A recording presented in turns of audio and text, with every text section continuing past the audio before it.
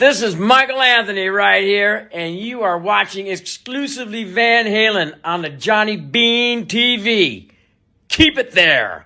Woo! See ya!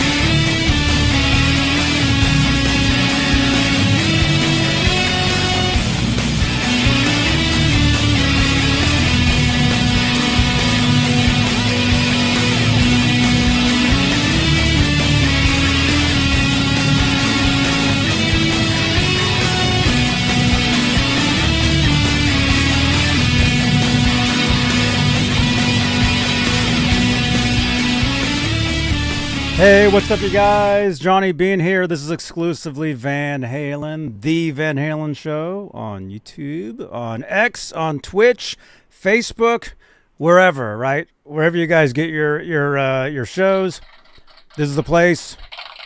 Remember this thing? We got this. You guys, Rob Johnson is here. Hey guys, how's everybody? Dude. Yeah, remember this thing, man? We used this thing for forever. I mean, look at this. The applause and the laughing is like gone. You can't even see it anymore. I've been pressing these buttons 10 years, man. I know. Crazy. It's amazing that thing still is going. It still works. Well, I have to change the batteries every now and again, you know. So, but what's up, you guys? We're going to talk some Van Halen. Of course, Rob is here. You guys know he's got the collection of guitars. We're gonna look at some stuff. Look at this. We're twinning. Yes. Kramer guitars. And did you see this? Not intentional. That was by accident too. Yep. We didn't mean to do that. You've seen this shirt, right? Yes. Yeah, I have. Shirt. And I almost. Here's the funny thing.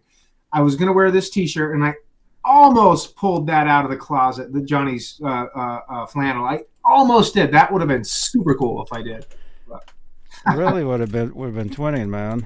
Did you get the white and black one yet, Johnny? I haven't yet. No, I didn't. This was actually a gift from Bay Area Rich. He gifted this to me, and it was actually several months ago. He gave this to me, and I did a video. I unboxed it and you know, showed it. Yeah. No, I didn't unbox it. I did a video just showing it, and then I it's been sitting like down here. And I've got, you know, all this stuff here. It's been sitting here for like months. And I was like, I should probably just wear that, right? Even though it is like an extra large. Yeah. So it's a little big on me. Wear like but it's cool. Wear like a jacket. See? It's pretty big. I got to get the white and black one at some point, though. I just do it. Yeah, I gotta get that too. That's cool. But hey, before we get started, you guys, let's make this a real show and let's say hello to the top tier of channel members, because channel membership, it is a way you can help support the channel and support these shows. And the top tier are the executive producers. They get their names read at the top of every talk show. They're currently Majestic PB and J Cat, Music Therapy Laz, Flipper Carlin, CC, Bay Area Rich, Sherman Callahan, Nova 9, R Habs, and of course, Janice Lala, the intern. Yes. Janice. You know Janice. Oh, yeah, I know Janice. I met Janice at the EVH Con a couple times. She's the sweetest person, this sweetheart. You've actually met her a bunch of times. Yeah, I met her. That's so cool, man. It's awesome. Janice is just super good people. Really better than Janice. Yes. So let's say hello to some people. Robot Master Switch is here. Dwight Bailey is here. What's up, Dwight? Let's do this. Lewis is here. Good to see you guys. Peggy is here. Welcome, dudes. Thank you so much for tuning in. And if you're watching this on replay, consider subscribing to the channel. Drop comments below. And like I said, if you like Van Halen, we're here. We do this. Rob has a channel. He does Van Halen stuff. Let me give you guys, your channel too, man. Yeah, I'm actually going to be. Thanks, Johnny. I was actually going to be putting together a show probably in the next couple of weeks. So, guys, stay tuned. I had Steve Rosen on my show a month or so back, and then George Felice was on, and that was just great. It was just awesome. And I got a couple of other. I won't divulge the names, but there's some other cool folks that I'll tell Johnny. Johnny knows about them. A couple of folks that are in the former Van Halen guitar community that hopefully will be on the show soon. So yeah, really good stuff. Thanks, Johnny. Right on, man. So there you go, you guys. Make sure to give him a subscribe. There's his channel, youtube.com/5150rob. Yeah, it's Rob 5150 EVH. Yes, Rob 5150 EVH, and you just dropped a name. So every time a name gets dropped, and I've got a video, I like to play a video like this. You guys, Steve Rosen. What do we have here? We got 78 people watching. Seriously? Yeah. Nice. Where are you people? You should have been here. I can't do this by myself. Right on. Can I get this is Steve Rosen, you're watching Johnny Beane TV. Hey everybody, this is Steve Rosen, you're watching Johnny Beane TV. Hey! Yeah. Thank you. I filmed the entire thing. Did you really? Yeah. Right on. Steve's such good people. We actually we were on the phone the other day, a week or two ago, Steve and I was telling him that I'm going to be coming out to the NAMM show in January, and see Johnny and I get to hang out. I mean, I haven't seen Johnny since 2019, and get a chance to finally physically meet Steve. So that'll be super cool. He's a great dude, man. I've seen it's so weird, man.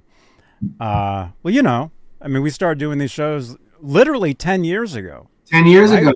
10 years. Well, you and Dave were doing them a year or so before I came along, and then, like I said, I always tell this story. I was in Chicago with my ex-girlfriend for a wedding, and I was in the hotel one night, and she was out doing something, and somehow, I had my laptop, and we were kind of going back and forth, and Johnny said to me, he goes, you should come on our show. We do this thing. I do this show with, whatever. And I jumped on, and I think it was like the following week.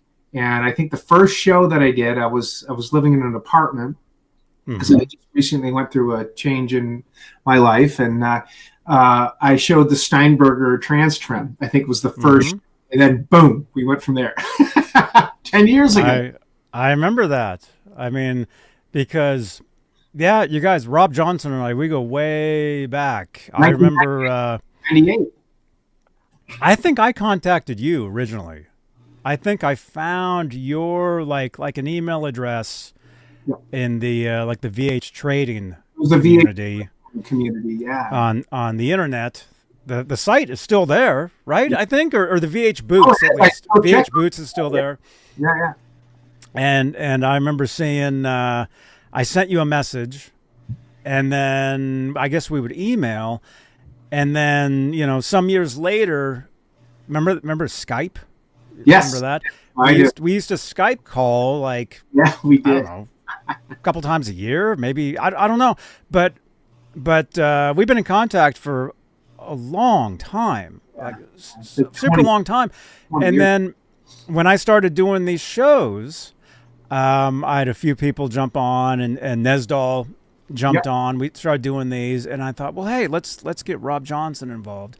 And I remember exactly sitting in my car talking to you on the phone and saying, hey, we do this show, jump on with us. We have a good time. We talk Van Halen guitars, whatever.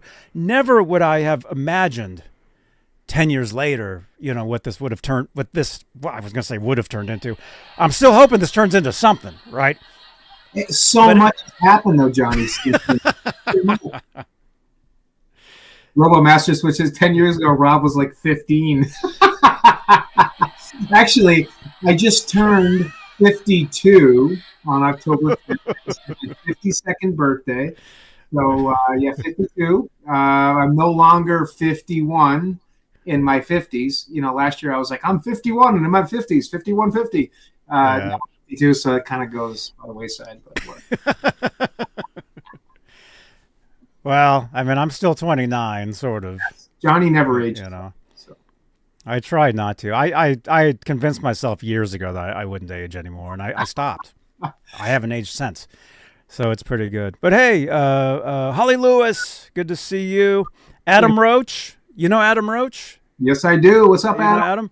How you doing? He says, looking forward to chatting with you. Oh, definitely, yeah. Connect with Adam, man. He's a cool dude. No, Adam's great. I believe Adam, Steve set me up with Adam, and Adam and I are going to do some chatting here pretty soon. Yes, Adam reached out. Oh, cool. Yeah, so I'm looking forward to that, Adam. Let's make that happen. I did not forget about you, Adam. It's just been crazy at work and a bunch of stuff. So, yeah, let's chat soon. I'm interested. Yes. Yes. And Lewis, it is Kramer time. Actually, we'll be talking about some Kramer guitars, so it actually is. Yes, we will. And of course, Clayton James Hicks. Dude, he's been here for... I know. How long you been watching these shows, Clayton? He's always like, it's Wolfgang Wednesday, it's 5150 Friday, it's you know, all that stuff. How long have you been here, dude? Some of you guys have been here forever, at least 7 years, because I know 6 to 7 years, because I know Clayton was jumping in the chat and, you know, making comments, awesome comments, and having all kinds of good stuff to talk about back when I was living in the apartment. And that would have been back in 2000, like 18, 19. He's been around a long time. Clayton's been a dedicated person. Yes, that's right. So Clayton, everybody. There we go. So, okay, and just to let you guys know, I've been having computer issues. So if I freeze or if I just disappear, that's what's happened, and then Rob will take over, and we'll start talking ours. Yeah. Well, hey, let's do that. Let's do you want to do that or oh, cool. Look at that, man. Let's see that. Yeah, a friend of mine, Justin gave me this. It's just showed up in the mail one day. I'm like, well, that's pretty cool. Oh, wow. Wow, man. Yeah, I would imagine you probably get gifts in the mail, you know, from time to time, like that, or you know, a lot of Van Halen related stuff. Well, that's where I got the shirt. Seriously, you know? Got this, and I mean, I can look around this. Hey, maybe somebody will send us the white and black one too. Look at this. That is so cool. You ever seen one of these? There's a picture on the 2015 tour of Dave holding one of them, and Ed. Yeah, it's so cool. Yeah, that's so awesome. I love it. Actually, I know who the guy is that tossed this on stage. Oh, that's those so photos. Cool. Yep. Yeah, that's so cool. That's so cool. Yeah, I mean, it's funny. I'll get folks will just same thing. You know, I'll get this package in the mail, like, from this person that watches my show or whatever, and it's just the coolest thing. Actually, I got a show. I got this Sammy Hagar hockey jersey, best of both worlds. Oh, this cool! Amazing hockey jersey that I got. I'll pull it out and show you. It just showed up in the mail like 6-8 months ago. I'm like, whoa, this is so cool. From you know, just from someone who watches the shows. Just the people are so sweet. They really are. Mm-hmm. That's cool, man. Let's see. Lewis, you're saying used to have a metallic blue Kramer Focus 1000 in the 80s. I know that same guitar. I had one of those too, man. Those are super cool. Yeah. We love Kramer. We love, you know, all this stuff. Did you see, real quick, did you see yesterday was Back to the Future Day, October 21st. And did you see that Gibson released the, was it the 345? I believe so. Yeah. Yeah. You see that? So cool. Yeah. And that's a big deal for me, man, because Back to the Future, that's the whole reason I even picked up the guitar in the first place. You know, I mean, 1985, Back to the Future came out. Michael J. Fox, one of the best movies ever. I was 13 at the time, and like you, Johnny, I can't tell you how many times I've seen the movie. It's an anthem to our childhood, you know. Yeah, and when Marty McFly goes in and plays the Eddie Van Halen riff, and he's Darth Vader, and it's just the best. I still play that. Actually, it's funny, Johnny. You taught me how to play that riff probably 6-8 years ago, whatever. And I was on one of these shows. It was on one of these shows on my channel. I remember.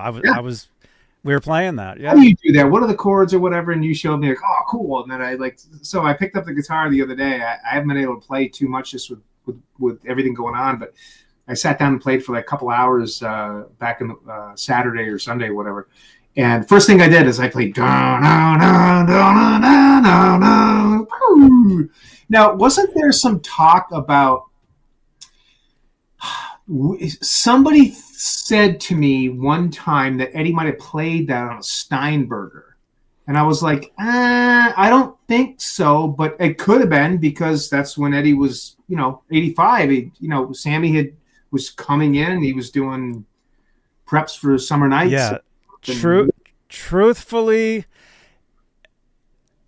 yeah, I would say probably not. Yeah. And because it could be. But the truth is, that riff in Back to the Future, as you know, was from a movie called The Wildlife, which came out in 84, which was filmed in 83. Yeah. So it would have been 1983 that he would have recorded that. Right. That's true. Did he have the Trans-Trem in 83? I don't think he did. I think he got it in 85. No, I think you're right, Johnny, because the research I've done and some of the interviews, I know Z Clark did an interview, Steve Rosen's videos. Z Clark was talking about the first Trans-Trems were delivered to Ed in like early 85. Now there's pictures of Ed in 84 in the studio in 5150 with a Steinberger bass. Right. But the Trans-Trem guitar, I don't believe Ed got till 85. Early 85, maybe. So I think you're right. I think he got the Steinberger bass in 82. No, maybe you're right. Because some of those photos, which, by the way, I don't know if you knew this, the photographer that took those photos, actually, there's one right behind you, behind your head. There's a photo there of Eddie holding the Ripley. Glenn LaFerman passed away. Rest in peace, Glenn. Yeah, I know. I guess a couple days ago. Yeah, we were messaging on Messenger a couple of months ago about some pictures that Glenn was going to be sending me, and then I didn't hear anything from Glenn, and then I saw the news a few days ago. It's such a shame. Mm-hmm. Yeah. But, all our best to Glenn's, to his family, his friends. And for those are guys that aren't aware, Glenn, for us, he took all those iconic, like all the Guitar World covers in the 80s are all Glenn LaFerman covers. Yeah. All the photos in the articles. For us, all the big Van Halen ones, a lot of them, and especially for Kramer time. Yeah. Glenn did all the Kramer advertising photos in the 80s. Yeah. For the early 80s up until late 80s, he didn't do the later stuff, but he did all the earlier stuff. And so it is, yeah. And I met Glenn many times, actually, over the years. I met him. I talked to him, but on Messenger. So actually, you guys can't see it, but right on the other side of my computer is a huge poster that I got from Glenn of the Frankenstrat in 1985 with the jump neck on it and everything. That was in the 1985 Guitar World magazine. Glenn sent me this huge poster of it back oh gosh, he sent Dave Nesdahl and me one back, I don't know, 5 years ago, something like that, 6-7 years ago. Yeah, he was just an awesome person. Yeah. Yeah, he used to call me, actually. He used to watch my show years ago. Yeah. And he may have called into a show at some point. I don't know, but he used to call me years ago, and yeah, it's just yeah. So all our best to Glenn's, to his family, his friends. But so speaking of the Kramer stuff, like that photo behind you, I noticed that's a Glenn LaFerman. Yeah. The Ripley. Yep. The Kramer Ripley photo. Yep. But yeah. So as far as your guitars, like what's new? I know your collection's always evolving. Yeah, we've had some really. I mean, the last 6 months have been pretty. I'll tell you, if my guitar playing had been anywhere with my guitar getting, building and collecting, and then I'd probably be, I'd be in Hollywood. I wouldn't be sitting here in Ashfield, Massachusetts.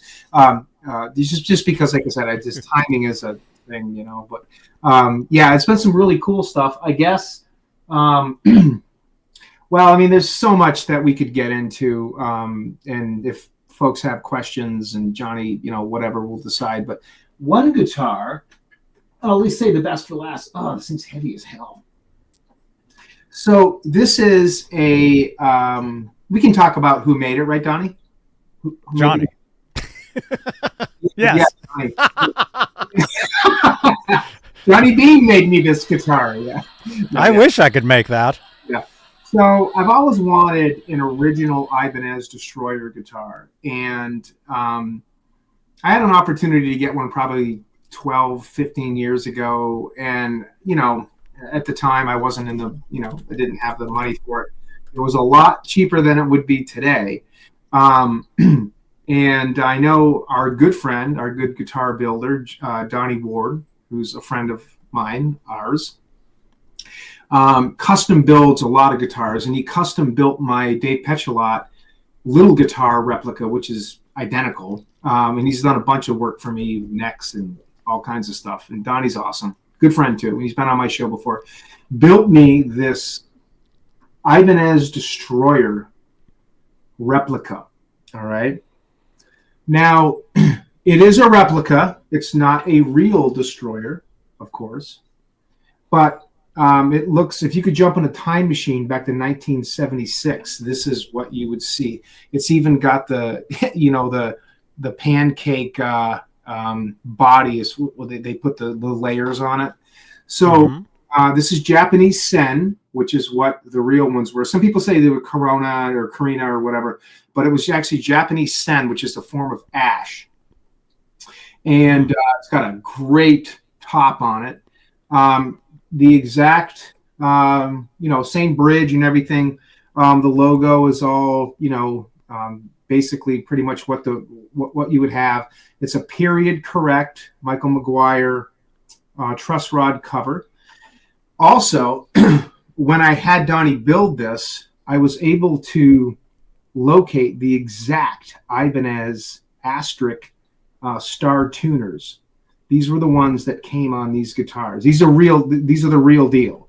So the tuners are right. And it has the Super 70 pickup in the bridge, which is what came on these, the Super 70s. So this is about as close to a real 76 Destroyer as you can get.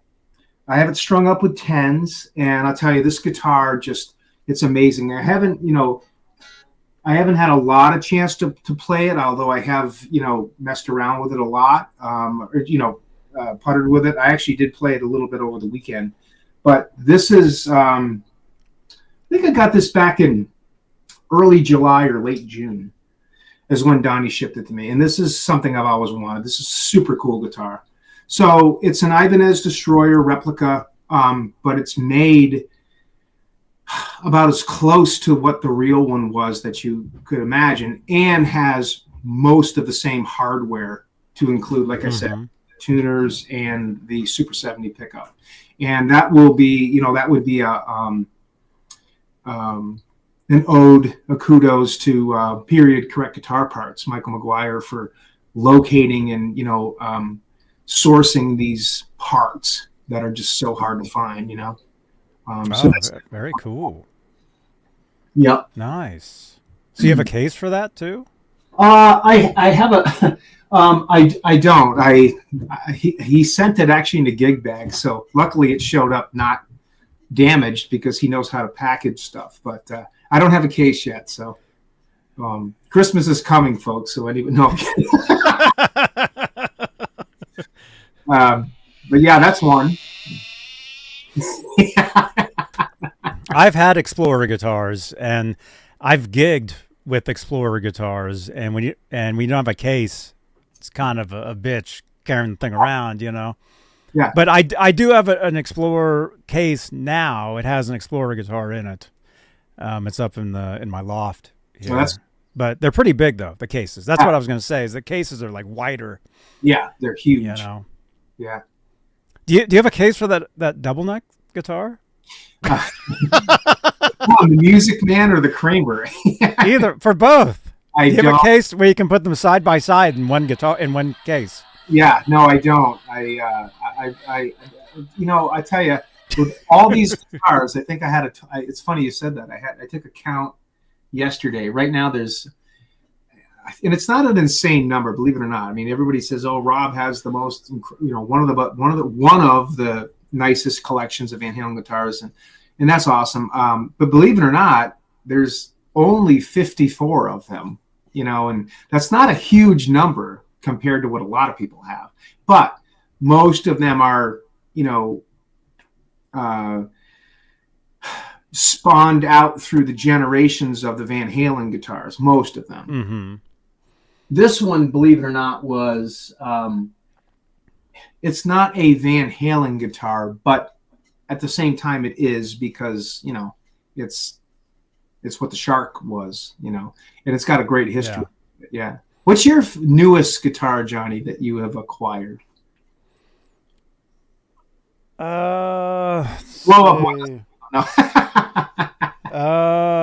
Actually, I mean, in my studio here, I probably have like 54 guitars sitting here too. Oh, that's so cool. That's so cool. Let's see, probably as far as, because, you know, I put stuff together, and you know, I've got a workbench now. You know, you've probably, if you've watched any recent shows, like I've got a workbench over there, so I'm able to work on guitars and stuff, and maybe there's a couple things. There's this Telecaster here. Thank you to Bay Area Rich. Yes. It's not the original neck. It's a Squire. It's not the original neck to the guitar, but it looks great, plays great. Actually, this has like been the main guitar I play these days. You know. That's so cool. Love that. And then on a previous show, oh, you'll like this, man. Check this out. On a previous show, I put this thing together. Ah, that is so cool. Look at that. This is a I think it's a Jackson body. Yeah. And it's got DiMarzio pickups. Look at those pops. Those are so cool. But the neck on here, you'll like this, man. Check it out. The neck is a Johnson. Ah, yes. I need to write Rob. Right? Yeah, you got to write Rob on there, Rob Johnson. Rob Johnson. Should I do that? That is so cool, Johnny. I should do that on air, man. Oh my God, yeah, do that on air, yeah. Okay, here we go. Check this out. I'm going to do that. Since you're here. Oh my gosh. Are you really going to do that? I am honored, Johnny. It's a Rob Johnson guitar. Rob. There we go. We did it. So now, Johnny, you got to bring that to NAMM, and I have to play that. I have to play my guitar. There you go. Looks like it says Rib. It does say Rob. It says Rob. Wow, I've never had a guitar named after me. I feel totally honored. That is so cool. Rob Johnson. Well, you go by Rob Johnson 5150, right? Oh yeah, yeah, yeah. Rob 5150 EV. Well, that's EVH, but that's a YouTube channel. There we go. Rob Johnson 5150. There we go. I love it, Johnny. I love it. I feel honored. Thank you, thank you, thank you. So It's cool. those are a couple of the newest stuff. That's cool. So, It's funny. I have been acquiring some non-Van Halen guitars too. And isn't it funny though how as you get older, we never lose the Van Halen fandom, collecting. We never lose that. That I guess you could say fuels us. But isn't it funny how we kind of think outside the box a little bit sometimes, and this is cool or this is cool, and every once in a while you get one of those guitars that's not necessarily a Van Halen guitar, but gosh, does it play great, and it just has that mojo to it, Yeah. You used to play the Music Man a lot when you gigged out, right? Your Amber Ernie Ball EVH. That was one of your main guitars for a while, wasn't it? That was my main guitar when I was living with Desmond Child in Miami. When I was gigging, we probably played like 50 shows, 50 gigs. That was my main guitar, the Music Man. And I remember everybody. This was 1998, so everybody when I would play the guitar. Everybody that was a guitar player at these clubs or bars, they would come up to me. They're like, "Oh, nice Wolfgang," and I'm like, "It's not a Wolfgang. It's the Music Man," because the Wolfgang was the main guitar at that point, right? Yeah, they were pretty new. Yeah. So, yeah. I remember you and I had a conversation years ago. I'll never forget Johnny said this, and it never really dawned on me until he told me, and then I checked it out, and in my opinion, he was 100% right, because I have Music Mans and Wolfgangs too. I remember Johnny said, and you probably remember this one time, he says, if I'm playing a PV Wolfgang, it's great. But if I switch to the Music Man, like directly right after, or I'm playing the Music Man and I switch to the PV, it's just weird and it doesn't feel right. And I said, that's kind of interesting, because I'd never done that. And I did one, I intentionally did after we did a show. I think it was the next day. I think I played the Music Man for about an hour. And then I picked up the Wolfgang. And while I could still play it, it just, the neck was so much different. It was, to me, it felt thicker, wider, not bad, just different. You know what I mean? Is that still the case with you, Johnny? Or well, unfortunately, I don't have my PV Wolfgang anymore. I had to sell it years ago. Yeah, so I don't have it. It was a main guitar for recording. I recorded actually a lot of like guitar parts that are actually in independent movies. Was that I would record stuff. Unfortunately, I had to sell it, so I don't have it. So I haven't really played a PV Wolfgang in a long time. Yep. I have tried those newer ones, because when I go to the NAMM show, you go to PV, they have them on display there. But yeah, I remember saying that years ago. It's like if I play the Music Man and switch to the this is what I said. If I play the Music Man and switch to the PV, I'm fine. If I start with the PV and switch to either the Music Man or anything else, something's weird. I don't know how to explain it either. That's it. That was what. But I do remember saying that. Yeah. Yeah. And I think, like I said, well, I know you're right. You would know better than me, but I remember what you said, that I tried that the next day and I was like, whoa, I see what he means. Because it was just a different feel, it's a very different neck. Yeah. They're awesome. They're all, every Van Halen guitar is incredible. Oh yeah. But I also think it's interesting how, just having a conversation with somebody about this, I don't know, recently, a week or so back, how, if you look at Ed's guitars from, back in the late 70s, the Frankenstrat, and you can even get into the Dan Electro necks that he liked. I mean, that main Dano star neck that was on, the whole bunch of different guitars. We all know about that, but you know, from the Frankenstrat to, you know, the Kramer neck, then the Music Man, which was similar to the Kramer, as we know, and then to the PV Wolfgang, and then to EVH.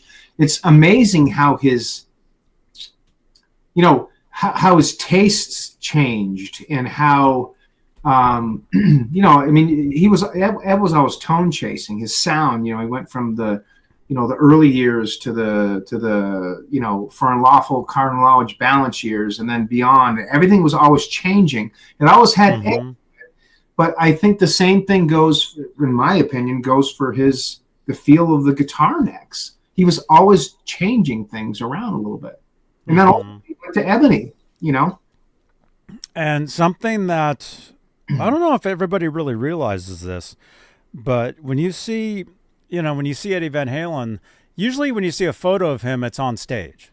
Yeah. Usually when he's on stage, he's playing a main guitar, which is a main stage guitar. Yeah. The 5150 Kramer, the Ernie Ball Music Man, which, you know, he played, you know, at least, you know, there's at least a couple different main ones. The Frankenstein, of course. Yep. Right. But what you might not, you know, think about sometimes is when he's in the studio, he's playing all kinds of stuff. Yeah. Those records, he used all different kinds of guitars on those albums. Yep. You know? So you might think, oh, but, you know, he plays this guitar, he likes that. But behind the scenes, he's playing all kinds of other stuff. Yeah. So.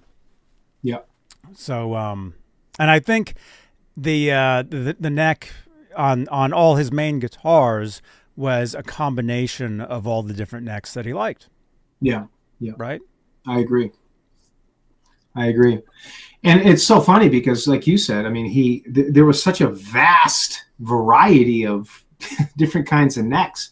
I mean, Johnny, you held, I think you had said, this, I think I have a picture of you somewhere holding it, but you held the original, well, I mean, the 78 version with the big headstock, you held that neck, the one that they tried to put the Floyd on and it didn't go right and Eddie trashed it or whatever. Yes. Yeah. Yeah, I did. And a couple of people have asked me if I remember what it felt like. It's like I do, but I can't explain it. Yeah. Like I can't really explain what it felt like, but I do remember. I do remember that, and yeah, it was a Boogie Buddies. Yeah. It said Boogie Buddies on it. Yeah. You know. It's so cool. Yeah. Did it still have the Gibson logo on it or the remnants of the Gibson logo when you saw it? No, it didn't. It didn't. But on the back of the on the back of the neck, you could see black and white paint. Oh, that's so cool. I remember that. That is so neat. It had hella bird's eye on it too. So all those guys that make replica necks of that, if you don't include all that bird's eye, it's not correct because the neck had bird's eye all over the place. That is super cool, and I didn't remember that.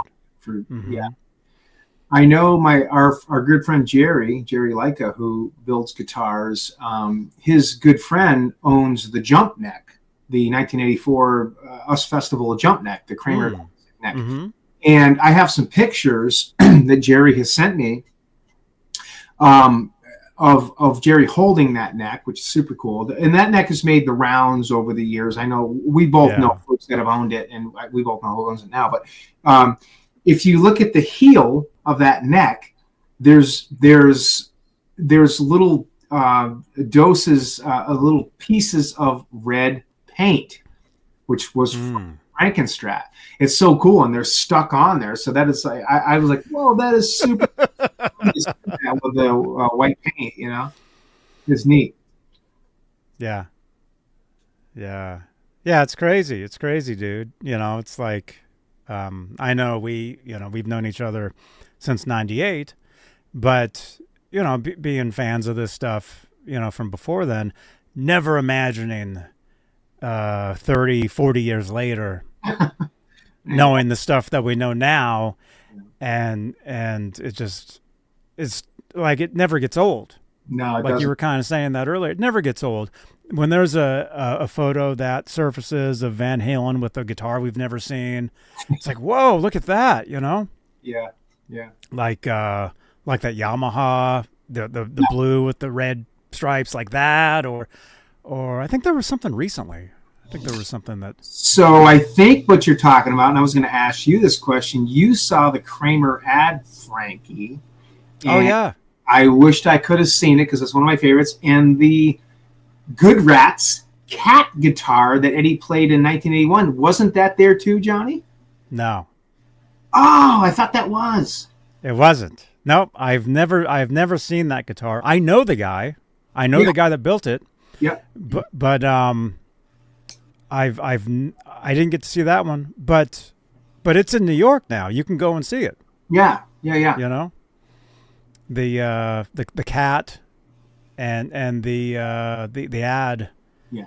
The Kramer ad. And again, the reason why it's called the ad is because that Kramer was built at the Kramer factory for the purpose of having Van Halen with Kramer guitars. And again, rest in peace, Glenn LaFerman was the one that photographed Edward with that guitar. Yeah. And so that's it all, you know, it's all related. Yeah. And but, go ahead. I'm sorry. Yeah. Let me show you some photos. Yeah, I saw that thing, man. They had that thing on display here like 4 days, and I went 3 of the days. I wished I'd have known it was going to be. And the funny thing about that guitar is, in 1982, when that guitar was built, and Ed was right there, and that is when the prototype Floyd Rose, no logo, steel, no chrome plating at the time, original bridge, which is not on there right now, was on there. Kramer had built a guitar for Ed, which was like a striped star type body, like a destroyer type star body, and the neck that's on there now was that neck. There's pictures in the Kramer factory that I have of a guy by the name of Steve Z who worked at Kramer, and he's on the Vintage Kramer page. And Johnny, you know what I'm talking about. There's pictures of that destroyer body with the neck. And Eddie apparently did not like the body. He's like, I don't want that. I don't like that. But he loved the neck. So I'm sure, Johnny, you saw this up close, but the body of the Kramer ad, Frankie, which was, people call it the Walker body or something, you know, like, hey, go get one of those bodies upstairs, whatever came down. Oh yeah, this is cool. And they slapped that neck on, which had the headstock painted. And then Eddie played it and liked it, and then they striped it up.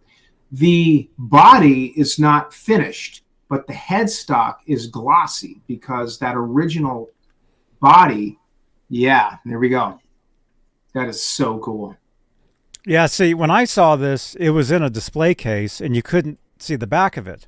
But if you go to see it in New York, it's just sitting there. Yeah. Like, I don't know how... I don't know what's going on with the security there, or how it can just sit there on a guitar stand. That's so cool. But yeah, when I saw it, so you can see the reflection of me, it was behind a case. And I love your video of the glass breaking and you falling over. That's so cool. Yeah, see, you can see that. Oh yeah. Yeah, that's By the way, that's not real. I had to do that for fun. That's why I got moved to New York. Johnny broke the glass. No, I broke the glass. Yeah, but I went 3 days in a row to that thing. It was on display. It was actually the Sotheby's. It was a car auction for all these super like $1 million cars. Yeah. But this guitar was there as well. It was kind of strange. Yeah. But never would have imagined, less than an hour away from me. There it is, right? Yes. And so every time we see like a photo or a video of it now, we're like, oh crap, that's the guitar, Yeah. Oh, I don't have that one. That's a sweet photo. I don't have that picture. Well, that's just a screen cap. That's a screen cap from one of the videos. Now let me ask you this, Johnny. In your opinion, because my replica, I've tried to replicate. I don't have the the Rudy signature stuff on there. Another 10 years and whatever. I don't have that on mine because I'm going off of the 82 version on my replica. But in your opinion, the and I know you maybe did, I don't know if you never saw the Frankenstrat when it was in New York back in '90. Yeah, I went out and I saw the Frankenstrat, which is cool, and I was amazed at not only how like glossy it looked, but how it was I don't want to say looked like it was pink. It wasn't pink, but it was a brighter red. Would you say that in your opinion, the color of the red was like about the color of your shirt type, or would you say it was lighter than that or darker? I would say it's light. It was lighter. It was lighter, really. Like here's a close up that I took. Oh, that's so cool. Look at that. You can see that. Yeah, that's awesome. You got to make sure your screw is rusted under there because it was rusted. So I have to readjust my screw. Adjust your screws. Yeah, dude, I literally took a million photos of this thing. And video. Like I went live. Like I was live. I took literally millions of selfies with it. Yeah. Like I was. But the cool thing is when I saw it, the security guard that was standing there, there's a couple different ones. I wore a shirt that said Van Halen, had the VH logo. It was sent over from the Alex Van Halen auction. So it was a shirt actually from Alex Van Halen's collection. Oh, It said something like local crew on it or whatever. And when we had the auction house on the show here, afterwards they sent us a gift pack, and that shirt was in it. Like they sent me some old 84 passes and that wristband like this. They sent me this. This is from Alex Van Halen. This is from so like cool. A wristband, like if you would have done like kind of like what you did in 04 type of thing, Yeah. Something like this. But yeah, I still have mine too. It looks very similar to that. That's cool. But yeah, so anyway, so they sent some of that stuff. And so I wore that shirt just for fun, right? But I went 3 days in a row. So one of those days I wore that shirt and I'm standing there next to the guitar and people would come up and they'd be like, oh, look, Eddie Van Halen's guitar, whatever. And if they were interested in it, I would tell them exactly what it was. Because I was the only one that actually knew what it was. Yeah. As far as the actual history of it. Folks like us that would know what it is. Yeah. Yeah. So it was kind of cool. And it's funny because I did a few people, they knew me from here. Like, they're like, wait a minute. Like they'd seen this or, one of these or whatever. But it was kind of cool to, I mean, that's kind of like what I was talking about earlier is 40 years of being a fan or whatever, never realizing, just so much that we've learned about this stuff and to be able to, help out in a way and tell people, oh yeah, this is what it actually is. Yeah, I agree. Right. I'm actually looking for the picture when Johnny and I finally met. I have it right here somewhere. It was at the NAMM show, of course, but yeah. So this 2019, and here we're coming close. That's me with Floyd Rose. Oh, here it is, and me with Grover Jackson. So here's Johnny and me meeting for the first time. Yeah. Yeah, that was 2019, but that was at the NAMM show. Yeah, that was a lot of fun, and hopefully we're gonna do the same thing in January. We meet up. The Hard Rock lyrics. Yeah, right. We went to the Hard Rock Cafe that night, you and me, and we saw the Neptune Kramer because the Neptune was there at the time. Mm-hmm. That's one of my favorites, the Neptune Kramer, because the story that Paul Unkert, said, when and there's pictures of Eddie, spraying the guitar, back in Young Guitar, but they say that those were all just like, photos that he didn't really do the painting, except, according to Paul, they had everything painted red and white, and they went out to lunch, and Eddie was in New Jersey at the Neptune factory and came in and took black spray paint and goes, and everything just ran down, and these Paul said he came back from lunch and was just totally ripped. You know? Oh my gosh. Yeah, I'll show a photo of that guitar if I can find one real quick. Yeah. Yeah. Yeah, kind of like, what I was saying, man, is wait a minute. I'm thinking though. There is a photo.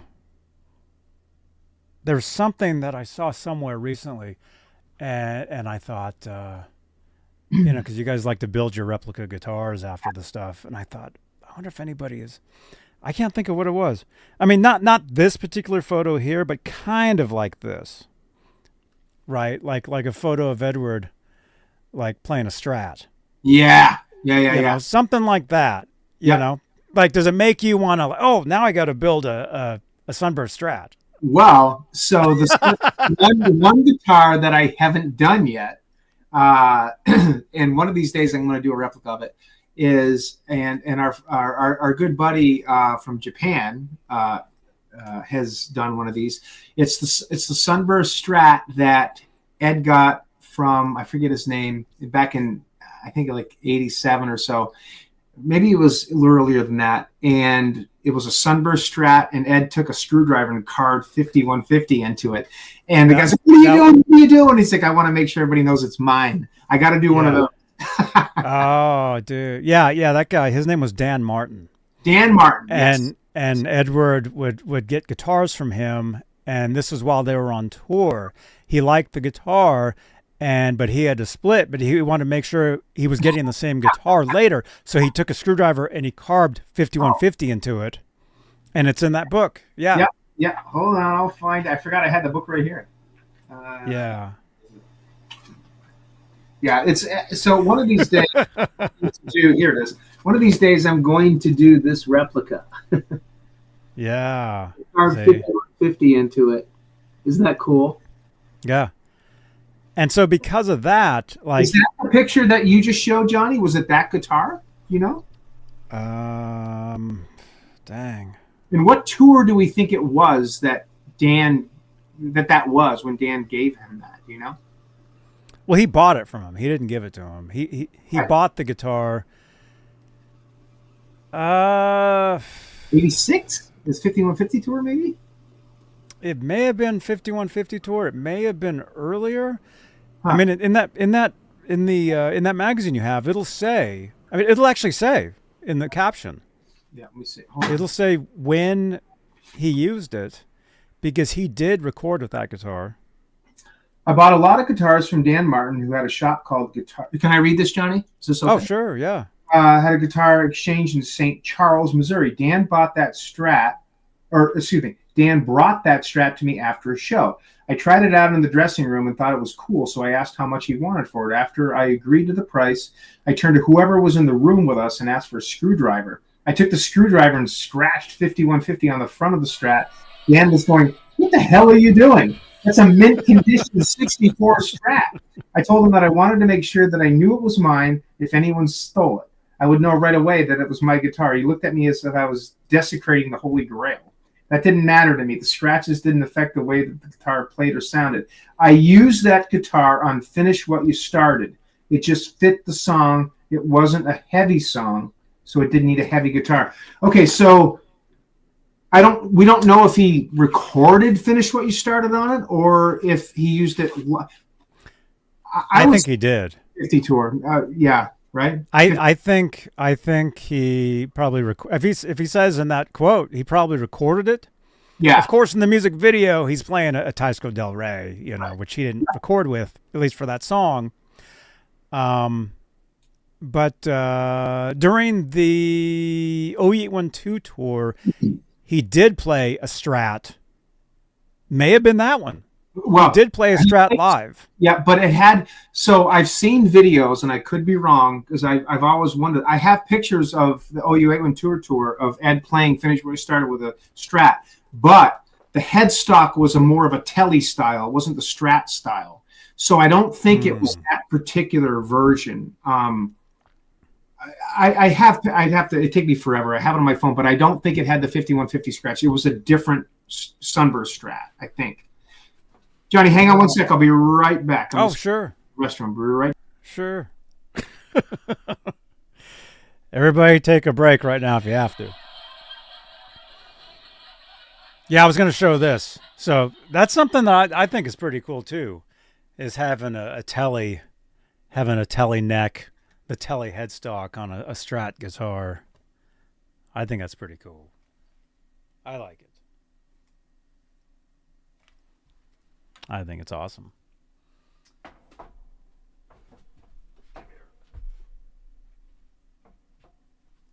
Oh man.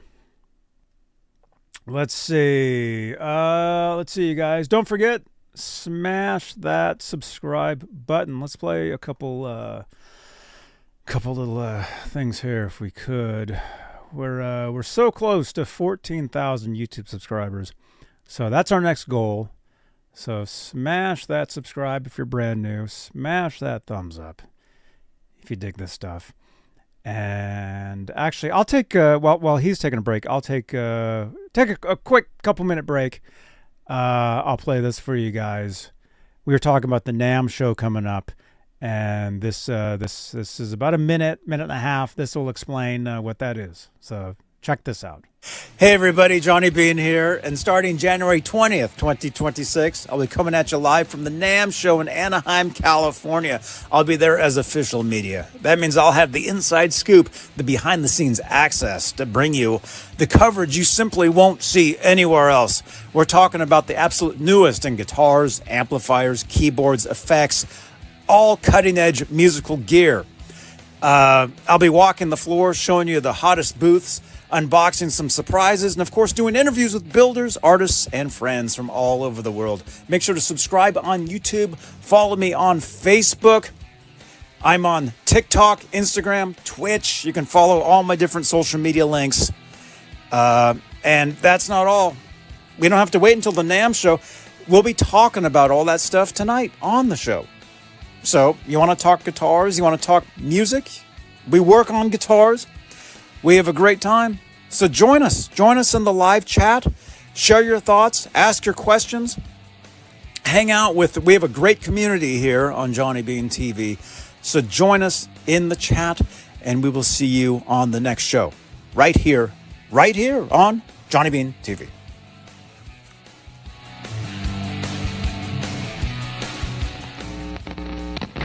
There you go.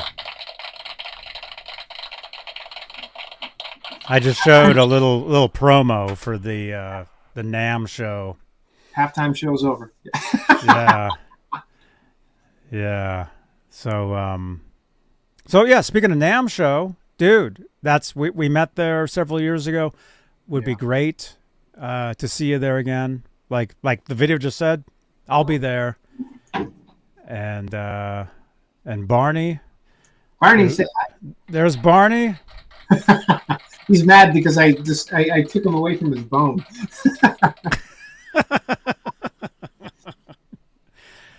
Want to show some other cool stuff, maybe? Yeah, let's see it. And I know I told you we at about an hour we'll look. Yeah, I think we can do another hour if that's cool. Sure. We haven't even looked at any guitars yet, so. I know. Well, we saw one. So. Okay, I guess. Well, I'll save that. I'll save the 5150 for last because that's just kind of the coolest thing. But so that being said, so this is the 918V. Oh wow! Not the real one. Oh. Yeah, I know, right? Dude, if you had the real one, that would actually be crazy. Oh, it'd be so cool.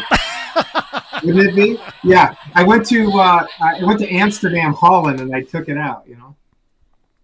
So I've had a replica of this guitar for a long time, but this is probably one of the. Well, this is definitely the best version I've had. So a good friend of mine, Justin Kananovich, redid the body for me, painted it, and the space tape is from Period Correct, Michael McGuire. So it's right on point, every little detail. It's got the little, I guess you call it, what, Christmas star or I don't know what you call it, the blue star or whatever. But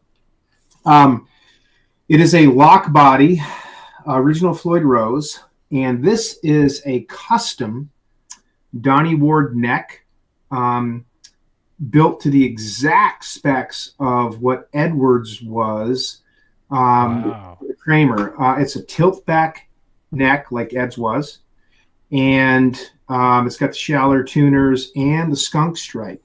And the interesting thing is about these necks, Ed was one of the only ones that had the truss rod adjustment at the headstock, and it had a skunk stripe. Very interesting how that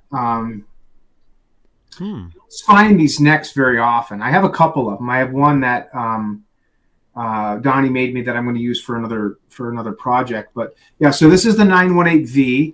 This was one of the backup guitars for the 5150 tour. And if any of you guys watched my Facebook page and Instagram, you'll see that I also just finished and it's in the other room. I could get it if somebody really wants to see it. But the 1986 blue space tape 5150 backup guitar. It had a whole bunch, and Johnny knows this better than anybody. It had a whole bunch of, or a handful of 5150 style bodies, paint job types, and they had the pointy headstocks other than the 1984. And they were tilt back headstocks, but they were maple boards with skunk stripes on them.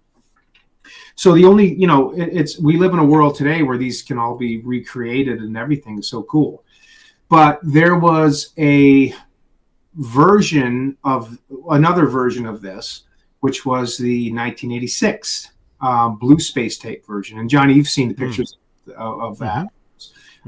So I just finished one of those replicas too. So the 918V is a real cool one. And Johnny, I think this is actually in Amsterdam, Holland now, the original one, right? As of right here, right now, I don't know, but somebody had posted a bunch of photos in my Discord several years ago saying that it was like they were there. They saw it. They took photos.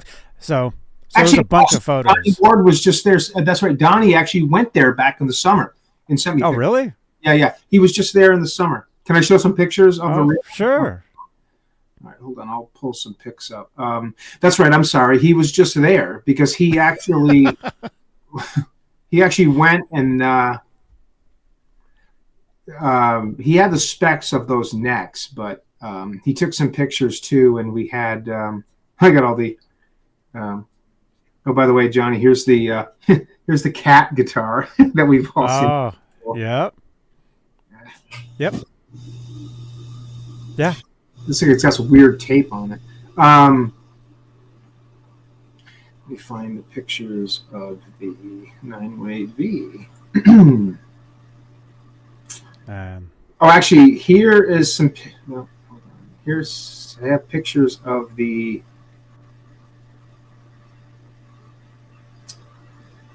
backup Kramers I'm talking about. So here's a picture of the 1986. Oh yeah. Guitar. Oh yeah. Is that Len? That's Lenny. Yeah, that's Len. Yeah. I didn't want to throw his name out, but yeah, that's Len. Where is that thing? I can't. I have my pictures are all over the place. No, I know. If I know what I'm looking for prior to a show, I can pull them up. But I know, and it's funny, dude. We've been doing these shows for 10 years. Half the shows are us scrolling through our photos to try to show something. Yeah. Oh, cool. Cool. That's my copy before I finish. Oh, here's what I want to show you. Okay. So this is Eddie's guitars. Yeah. And you can see the 5150. I've seen that. Yeah. The 918V, the 1984, and on the far right, I guess on your side, the blue space tape 1986. Mm-hmm. Yep. It's a cool picture. Wow. But the ones that let's see. Okay, here we go. Here's the original 918V. This is some pictures that I got from my buddy when we were when he was in Amsterdam, Holland. Oh, so cool. A cool guitar. Definitely a cool guitar. Now, Johnny, we think Eddie played this during what? Dreams? The solo for Dreams? Because it was tuned down, you think? Or that one and maybe a different version too, right? Yeah. I mean, I don't know about the tuning. Maybe tuned down. I don't know. They were tuned to regular tuning by that point. Maybe they tuned down a little bit for live. I know why, because for vocal reasons. He had Dreams and then went right into 5150, and the 5150 guitar for 5150 during the 5150 tour was tuned out a whole step. So from Dreams, they went right into 5150 or 5150 in the Dreams. That's why he used a backup. That's what it was. I know we talked about this on a show at one point, but that would have been like 10 years ago. Oh yeah. So it's so weird. So if you guys want to see like us, and we're not joking around, you guys, you can see us 10 years ago talking about this stuff. and Rob looks the same. So does Johnny. Except he had a beard though. Actually, yeah, I think you and I both are credited with not aging, I think. That's why we have the same T-shirt, Kramer T-shirts. Yeah. Yeah. Yeah. It's the Kramer time, you know. Yeah. What does 918V mean? Well, it's funny, Peggy, because 5150 means it's a police code for a California police code for Eddie used to say an escape mental case. Well, 918V is the same thing, but it's a violent mental case. That's what the V means. They're both California police codes. So my belief has always been, Johnny, correct me if I'm wrong, Eddie, named his studio 5150, named his guitar 5150, his amplifiers, the song is a little bit different, but it was based off of just his crazy kind of, they had a scanner, I think is what it was, and someone called it 5150 and like whatever, right? And somebody heard that and he was like, oh, that's cool. It reminds me of my playing. It's crazy. It's whacked out. It's weird. So yeah, 50, right? Yeah. I mean, if you live in California and, we drive a lot, we're always on the freeway, there's, chips, all the time, all that stuff. And every once in a while, if the cops are like arresting somebody, you'll hear them say, I've got a 5150. I've heard people do that. And I get excited. I'm like, really? Yes. Yeah. High five. It's 5150 time. 5150 time. You're going to prison. Yeah, right. That's hilarious. Hey, rock road. So yeah, but yes, it's just police code. Edward, he used that, and really, and I mean, unless you were there, the people that were there are the ones that really know all this stuff. But obviously, as fans, we know of the 5150 studio. His guitars said 5150 on them. And having the one saying 918V, it's along the same lines as that. I did hear a story on the 1986 Blue Space tape, Kramer. And I don't know if this is, I can't verify it's true, but it is interesting. So I'll just throw it out there. Obviously Eddie had a 1984 Kramer. And, that was used in the 84 tour and the 5150. Those were two of his main guitars. The 918V, believe it or not, did not have the space tape on it in the beginning of the 5150 tour. It was like sometime I think it was sometime probably in the first quarter of the 5150 tour, they put the 918V stickers on it, the space tape stickers. I have pictures of Eddie playing the 1986 backup Kramer in the 5150 tour prior to those stickers being put on. So at some point, I mean, you got to remember, everybody, they're going from city to city to city, and this is the 80s, and we found some, I don't know if it might have been Zeke. It very well might have been Zeke. I'm trying to contact Zeke. I want to ask him this because I want to have Zeke on my show at some point. Steve's trying to help me set this up, but I believe the 1986 stickers, the blue stickers, were purchased at the same time that the blue star was put on the 918V. And they got the star and they got the stickers, the 1986 stickers. And it was 1986, and it was the 5150 tour. So that's where those came from. So it was at a truck stop or some kind of a, Walmart or Kmart or whatever it was back in those days, or in Ace Hardware. On the road somewhere, they got a bunch of blue stickers, and because they couldn't find the red ones. And that's where the blue star came from on the 918V and the 1986 sticker. That's what I heard, and it makes sense, Mm-hmm. Knows. Yeah. Kind of cool. That's really cool. And yeah, for us as Van Halen, guitar nerds, it's yeah. And you gotta remember that, when you're an artist and you're on the road, this stuff, it's tools. Van Halen always looked at his gear as tools. I as an artist myself, I look at guitars as tools. I'll tear them apart. I'll do whatever to them. As long as it has the sound, that's all I care about. Right. Right. I mean, I just wrote Rob Johnson on my guitar. I don't care. That's fine. Right. But honored. I mean, it'll sound better now, Yeah. It'll look better. No, I'm kidding. It'll look better. It won't age. It won't age at all, Yeah, like a Johnny Beane guitar too, though. So yeah. But anyway, so what I'm saying is a lot of this stuff was done on tours or in the studio, and they didn't at the time. It was like, we just do it, get it done, made the track, it worked, whatever. And then you fast forward 40 years, and it's like, what are you talking about? That makes no sense. Why do you even know that? Because we love this stuff. Seriously, yeah. It's incredible. You guys want to see the 1980? I think they want to see the 1986 guitar since I got the 918V out. I'm going to grab that. Sure. Yeah. I'll go get it. Hold on. Right on. Dude. Yo. What's up, you guys? Let's see. We got 73 watching right now. You guys are awesome. Thank you so much. James is here. I want a play button. Where did Rob get the body for the Rude? I don't know. We'll have to ask him. That is a Lock custom body. It's a 2-inch thick body.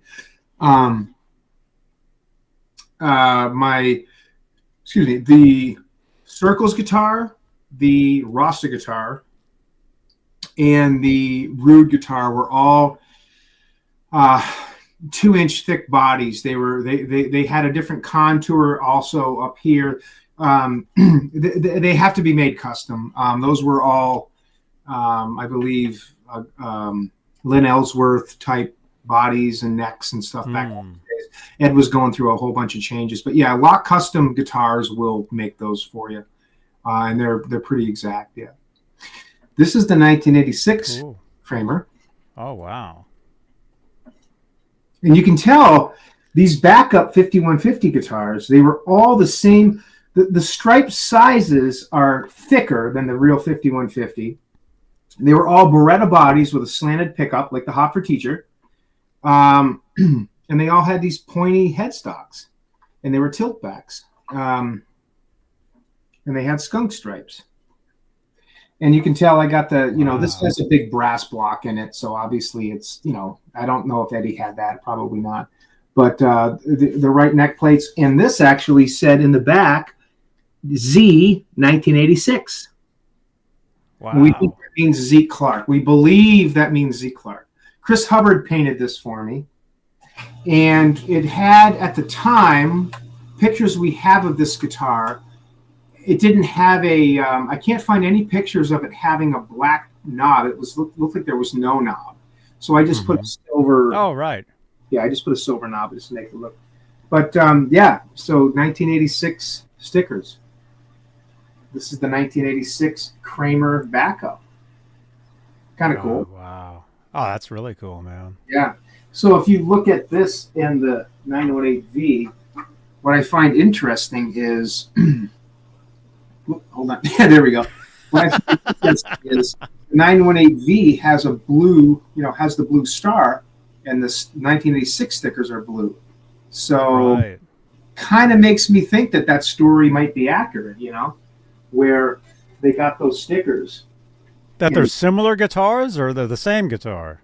Well, they're basically the same, similar guitars. Yeah, two totally different guitars. Yeah, because the striping is almost identical on them. Yeah, but the stickers were different because that picture I showed earlier of the backup guitars, it shows both the 918V and the 1986 in the same picture. So we think that they got the stickers, the blue stickers, and they came with the numbers and the star. So that's where the star came from on the 918V. It's just, kind of cool stuff. Yeah. Yeah. Dude. Wouldn't it be weird, man, if a photo surfaced, like an actual photo surfaced of Van Halen, and you could see his guitars, and there was the black and white version and the red, black, and white version side by side? Like, No. they were two totally different guitars? Like, wouldn't that be weird? It would be. It would be. We have all these theories in our heads. We get too long. But that goes back to what you said a couple of minutes ago, though, Johnny. It's still, after all these years, 40-something years later, that we've all been into this stuff. Yeah. We're still finding out new information, finding new pictures. Like, wow, where'd this come from? Yep. There's a new interview from, Jazz Obrecht, your cousin, comes out. Or Steve Rose. Yeah. Can you imagine that? Jazz and I are related. I had when we were doing these shows, I had no idea. I had no idea about any of that stuff. And because I had talked to him like 30 years ago, just for How did you find out that you were related, though? How did that work? Here's a couple things. Let me tell you a couple of things. 30 years ago, I used to work at a guitar shop in Berkeley, California. And Jazz used to call up, and he used to want to talk to the owner of the shop. So I answered the phone one time. This was 30 years ago. I answered the phone one time, and the owner, his name's Fat Dog. And this guy says, "Is Fat Dog there? This is Jazz Obrecht." And I was like, knowing who he was, just, because reading the magazines and all that, right? Yeah. So I didn't actually, I'm just like, okay. And I gave him the phone, and I told, and we called him Fatty. I'm like, dude, that's Jazz Obrecht from Guitar Player Magazine. He's like, oh yeah, I know him, blah, blah, blah, whatever. Same goes with Satriani. Joe Satriani is an old friend of these guys. And so and of course, years later, when I meet these people, like I've talked to Satriani. I told him, there's a clip on my channel where I'm talking to Satriani. I'm talking about the store and all this, but this is back in like 2012. This is a long time ago. But anyway, no, let me tell you this real quick. I was at the shop. This would have been about 20 years ago. This would have been over like 22 years ago. I was at the shop, and the owner, he's on the phone, and he hangs up. He turns to me again. This is 22 years ago. He turns to me, and he's like, "Hey, do you know Scott Smith?" Yeah. And at the time, I was like, "No, I don't know who that is." And he's like, "Oh, well, he's looking for Van Halen guitar stuff." This was 22 years ago. Yeah. Right. So I think fast forward just a little bit, maybe. All of a sudden we're on the internet, and you see these photos of this wall of all these guitars, and everybody still to this day, there's people that think, oh, that's Eddie's, that's 5150. Yeah. Oh yeah. No, that's a guy named Scott Smith, who we both know really well. Yep. I just saw him at the last NAMM show. We were hanging out. That's great. You've been to his place. I mean, you know him. Yeah. All that. This art collection makes mine look sick. He's the original Eddie Van Halen replica builder collector dude. He's the one that got me into it back in '96. He's the guy. And if you guys want to see some of his work, he gave Edward on the 2015 tour a Rasta replica, and you can see that guitar at 5150 in one of Wolfgang's music videos.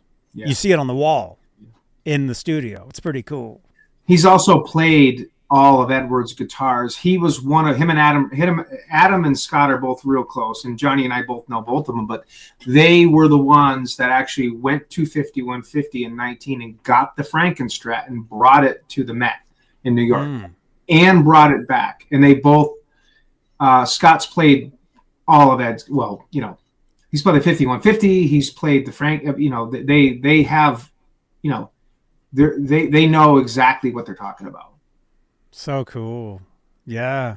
So, and then you asked about Jazz Obrecht. So I answered the phone 30 years ago. I'm like, oh, it's Jazz. And he knew, you know, and, you know, knew the guy that I worked with. How did I realize we were related? Well, I had always known that. Actually, I had just said a minute ago, I didn't. No, the truth is let me just say he's in my family somewhere. Okay. Yeah. He's a cousin. Yeah, we're cousins. Okay. Well, there we go. We're cousins. So I had always known that, but you kind of, you know, you forget stuff and whatever. And, you know, we start doing these shows and it's like Jazz Obrecht and yeah, you know, and then at some point we get in touch. And I was telling him, I'm like, hey, yeah, you know, I do this Van Halen show, you know, whatever. Oh, but you know, but we're cousins. Do you know? I'm not gonna mention any names, but hey, you know, so and so. He got right back to me. It's like, yeah. And then ever since then, it's been cousin. Yeah. So and he sent me. Do I have it? I have a magazine. I think is it right here? No. Anyway, it's somewhere. I think it's in this drawer. Let me show you this really quick. Yeah. I think it's in one of these drawers. Johnny, have you ever had him on the show? No, not yet. We should do that sometime. That'd be super cool. Not yet. I can't find it. That's all right. It's somewhere. But no, we do. I do talk to him, you know. Yeah. But anyway, he sent me some magazines from his stash of the covers, right? Yeah. Like I think what was it? And actually, this goes back a few years that he sent me this stuff. Yeah. Was it what was the guitar player special from '86? It was all Eddie. Yeah.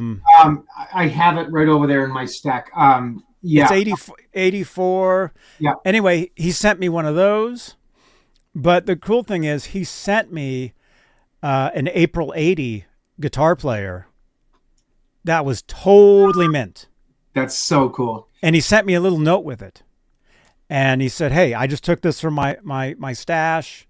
I had a collection of these back in the day. I only have a few left.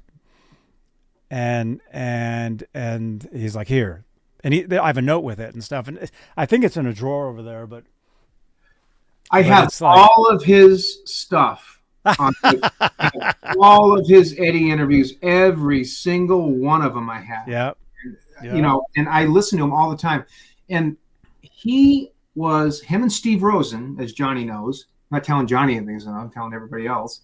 But him and Steve Rosen, and there was others too. I mean, Chris Gill, and you know, they were later on. Chris came into the picture in '95. Tolinsky. Yeah. Brad. Yep. Brad. But back in the late '70s and early '80s, it was Steve Rosen and Jazz Obrecht. Those were the two, and Eddie said it, that he trusted to do interviews with. There weren't a lot of people that Eddie trusted back then, but those two guys. And, you know, I mean, I don't know Jazz. I'd love to meet him sometime, but I do know Steve. Those were two of the guys that got probably some of the best interviews with Ed, you know, just heart-to-heart stuff, you know. I know the Steve Rosen interview he had with Eddie back in end of 85 or 86, right after David left, you know, and Eddie was really candid with, you know, stuff. Oh, the Life and Times cover? Yeah. Really? I have that one. I have it. I just saw it in that drawer. Yeah, that's the Glenn LaFerman Right. photos. Yeah. That we were just It's talking about. Really cool stuff. These guys have such just amazing history and conversations and the great thing is there's so much of it on YouTube. So much that we can hear, and I'm still learning stuff today. Like still learning stuff about guitars, and whoa, I didn't know that, or after all this time. Mm-hmm. Oh, there's always something new. Yeah. And what's really amazing, and really we're so lucky, like you and I, because if there is something new and it comes out, people send it to us. Like people tell us, "Hey, did you see this? Look at this! Look at this! Look at this!" And so it's we're just really just like thankful. Yeah. That you guys, if you hear about something, hey, did you see this? Did you hear about this? And 9 times out of 10, yes, we did know. We did hear about it. But not always. Right. So. Well, like the show you did on on the Denver show, the snowstorm show that just came out, the little bit of an outtake where Ed's drills like, it's so fun. And it goes, Yeah. Real dive. That was cool, man. Yeah. And oh my gosh, Sammy, please release these shows that we know they're all pro shot, like all soundboard stuff. Oh, I've got to get some of this stuff. But you're right. That stuff comes out and it's so cool. It's like Christmas morning when that comes out, Yeah. It's like a new present, Seriously. Yeah, all the time. Holly Lewis, we do see you. We can see the chat. I've got 3 computer monitors in front of me. I can see you guys. Wait, you asked something though.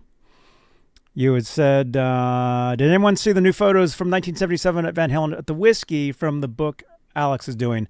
Yes. Yeah. Yeah, I did a show on that. We kind of talked about that in the green room. There is a new book being worked on. I did a show on it. Yeah. And so there's going to be photos. There's going to be a vinyl. Yeah. And a lot of people are guessing on what's going to be on that vinyl. Yeah. Let me just say, I had an assistant tell me what it was. I'm not going to say on here what I heard, but I don't know. I heard what it might be. I don't know if it will be what I was told. But anyway, really looking forward to that that book. And Holly, yes, I do get a lot of comments on this tattoo. Yes, I do. I just had it updated back a couple months ago. Yeah, so. Oh my gosh. Yeah. Yeah. Actually, here, let me give you guys that link, Holly. This was last week. But this was literally was it the day before or the day of? This was right when the news that Ace Frehley had passed away. Yeah. So everything went right to Ace Frehley. Yeah. Yeah. and then I talked about it. I do tribute shows when, if somebody passes away, I'll talk about them and pay tribute. Yeah. So anyway, let's see. And there is the Van Halen Ace Frehley connection too. Yeah. I've told you guys. Okay, here, Holly, I'll give you this link here. I'll put it in the chat so you guys can check. Yeah, this was the 15th when I did this. I tell you guys, I have a connection to all that, which is pretty weird. I used to live with a songwriter named Desmond Child, and he actually got us to showcase for this guy named Bill Aucoin. And Bill Aucoin was Kiss's manager. Yeah. When Gene Simmons brought Van Halen to New York to showcase for Bill Aucoin. Bill Aucoin passed on them because he had just signed a band called Piper, which had a singer by the name of Billy Squier, who you guys know of.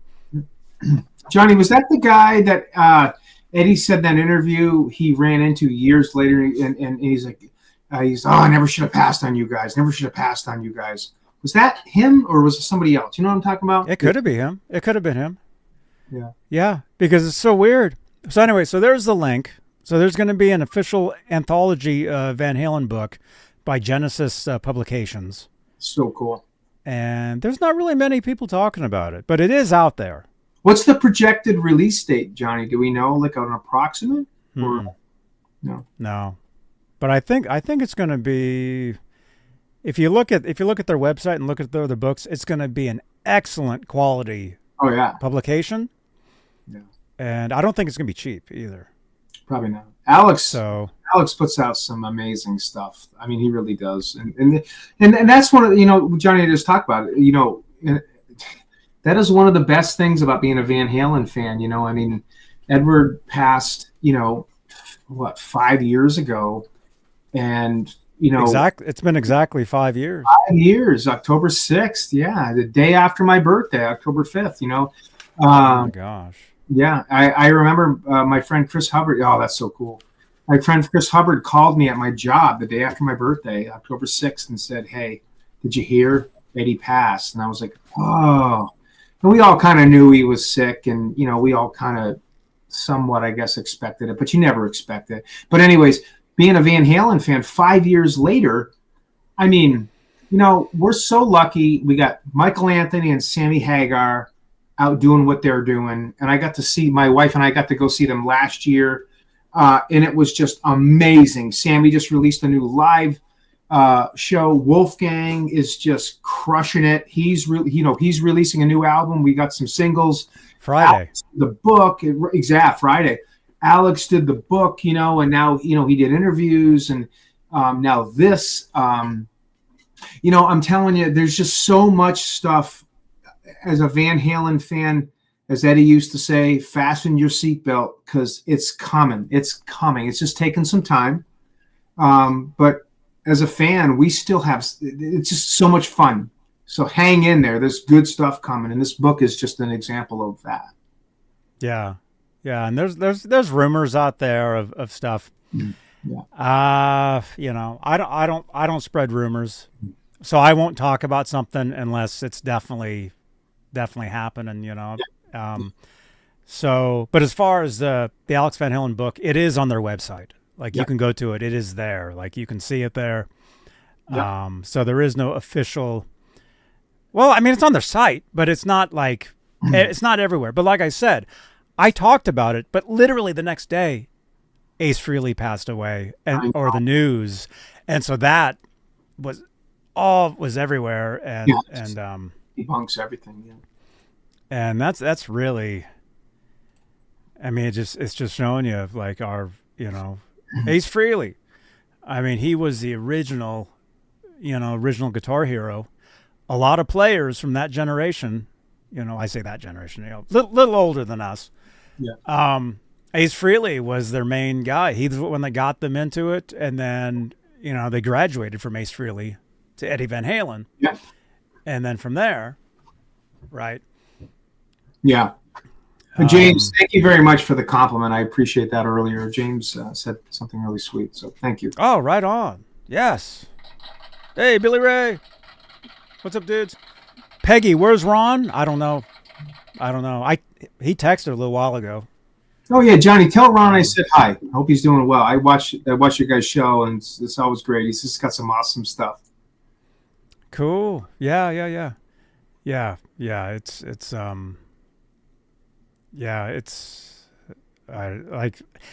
Oh yeah, dude. Yeah, every once in a while, I do these shows almost every day, and and like I know what I'm doing, and I don't forget anything.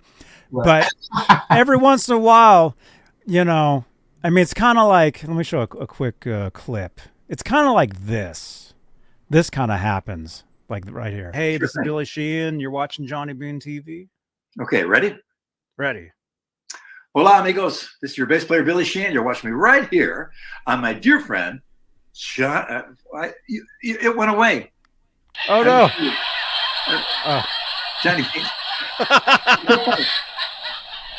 So, see, he said my name went away and he couldn't remember my name, even though he just said we were dear friends. So every once in a while, this is called a lower third, if you guys are wondering. If you're in the business, this is called a lower third. So every once in a while, the lower third will go away, and I won't see Ron's name, and I'll be like, "What's your name?" Like I'll forget it, and then I'll always tell him about how years ago we would call you Ron. Yeah, you call Your me. name's Rob, Yeah. but for some reason Nesdal, we thought it's funny. Oh, we'll call you Ron. I mean, Ron. And my Right? ex-wife's dad used to call me Ron back in like okay, the late 90s. all right, yeah. Funny, like it never Rob, Ron, Rod, whatever. Rod, Rob Stewart, like whatever. Yeah. Oh gosh, it's so funny. Rod. Gosh. James says practice martial arts and boxing too, and you practice. Good for you. I've been doing it for close to 40 years. So keep it up. It's great. It's very humbling and very enlightening. Dang.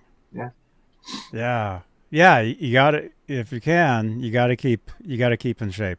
Yeah, that's how we look so young, Johnny and I. You said young, right? Yeah, right. Oh. Yeah. No, even me, I'm like, I notice, oh yeah, you gotta keep up, not just with playing the guitar, but with whatever you do, you gotta eat right. Yeah. There was a Saturday night, I've been doing a show for years called Saturday Night on Saturday nights. Yeah. And was it this Saturday? It was last Saturday, a couple Saturdays ago. The chat, I hadn't eaten anything. And in the chat, they're telling, oh, you should go to Burger King. And I normally don't eat there, nothing against it. In-N-Out Burger. I love that. In-N-Out. In-N-Out is where I go. Yeah. That's But so anyway, so I went to Burger King. I ate the stuff. And I'm not joking. I have severe tinnitus already. Like my ears ring like you wouldn't believe. Anyway, as it is, I'm used to it. As soon as I ate those 2 sandwiches, the tinnitus went up 20 notches, 20 dBs. And all of a sudden it was like, and I was like laying in bed like, oh no. That's awful. That's horrible. Yes. I do like Burger King, although I like you, Johnny. I don't eat that kind of food very often. Dude, it was delicious. Oh, yeah. I hadn't had that chicken sandwich in years, or the cheeseburger, whatever that was. No, I'll admit it. It was good. Yeah. It was good, but no. If you want to keep, like I said, I ate it and I could immediately feel the effects of it, of my ears boosting up in the ring, because that's because of the sodium, because of the salt. Yeah. It's funny as you get older, you feel the same. I get up every morning at 6 a.m. And I go down and I get coffee and I get on the computer and do my work stuff, and then by 6:30 I'm going for my morning run and then coming back and getting ready for for work and stuff. And I'll tell you, it's as you get older, it's harder. You have to make. When I was in my 20s, 30s, and even early 40s, it got progressively harder to stay motivated. But I'll tell you now, in my early 50s, it is damn tough. But you really have to make that conscious effort to make that commitment to stay healthy. But I'm so glad I do, because there's so many, like Johnny said, I get up in the morning, I'm like, oh, my knees hurt, or oh, this hurts and this. But I look at other folks that are my age and even younger than me that, can't even come close to what I do. And I don't mean it in a, pat myself in the back way. I just mean because they don't take care of themselves. So it's just so important to do what you can. And everybody has different levels and limits and, Yeah. And it's like with guitars. It's like with Van Halen fans. There's all different levels of stuff, right? Because, as a guitar player, not everybody's at the same level. Not everybody wants to be at the same level of skill, whatever that is. Yeah. And like as fans of music fans, I run one of the larger Van Halen groups on Facebook, so I see this, man. I had to post a video yesterday in the group telling people to behave, because Van Halen fans, they go crazy after each other all day long. That's all they do. Oh yeah.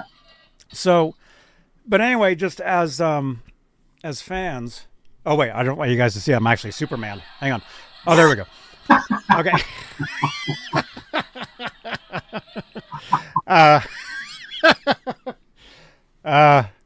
Lois is like, wait a minute. What? Where'd Clark go? That's hilarious. Yeah. What was I saying? I don't know. There's all different levels of stuff, and do what you can. Yeah. You know, because the thing is, you never know. It's like the song Right Now. You never know what's going to happen tomorrow. If you're going to do something, do it today. Do it now. Yeah. You know, Totally. do it to the best you can do it. Totally. But no, not that, you know, we're not Hans and Franz. We're not going to lecture you on that, but I realize it. If I eat certain foods, ow, you know, that inflammation, which is a huge thing. Johnny, it's funny you said that, because I'm back in pretty good shape again, you know, but at the same time, like, gosh, I'll eat certain food. Yeah, I know, right? And all of a sudden this acid reflux, like, oh my gosh, it's horrible. It's awful. Seriously. Remember years ago when we were doing these shows, I had the acid reflux. Oh, horrible. I had the acid reflux all the time, and whatever you call it, heartburn, indigestion, acid reflux, whatever. Yep. It is awful when you get it, you know, and as I get older, like, I have to be careful. There's so many foods that I love. Like, I'll have a margarita sometimes. We'll go out to dinner. I'll have and I love margaritas, you know, and I don't know how Sammy does it after all these years. It's it's crazy. But you got to take care of yourself. You're right. Yeah.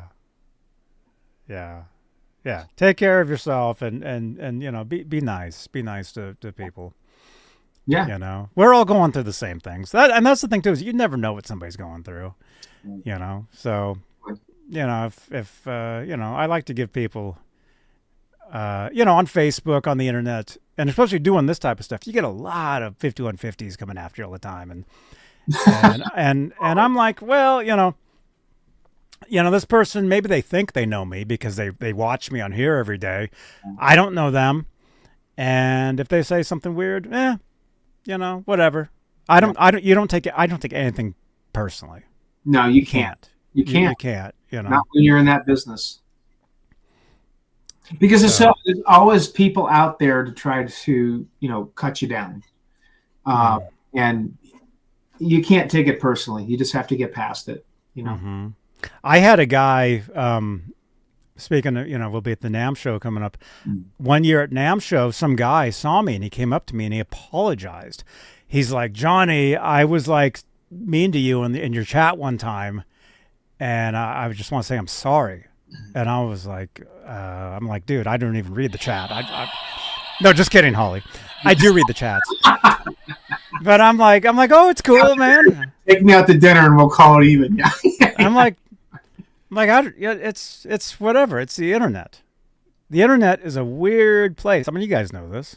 Yeah. You know, but if it wasn't for the internet, we wouldn't know each other. Nope, we wouldn't. This, you know, the internet has, you know, you can say technology has destroyed so many things, and it has in certain ways because people let it get to that point. But it also has just brought so many people together. And if you look at what Johnny and I are talking about, that's a perfect example. I mean, it's been since 1998, you know, and after all these years, we're still in contact. You know, Johnny's doing his shows. I mean, I remember when I jumped on, when he was doing this with Dave back 10 years ago, he was already had a great, you know, following going.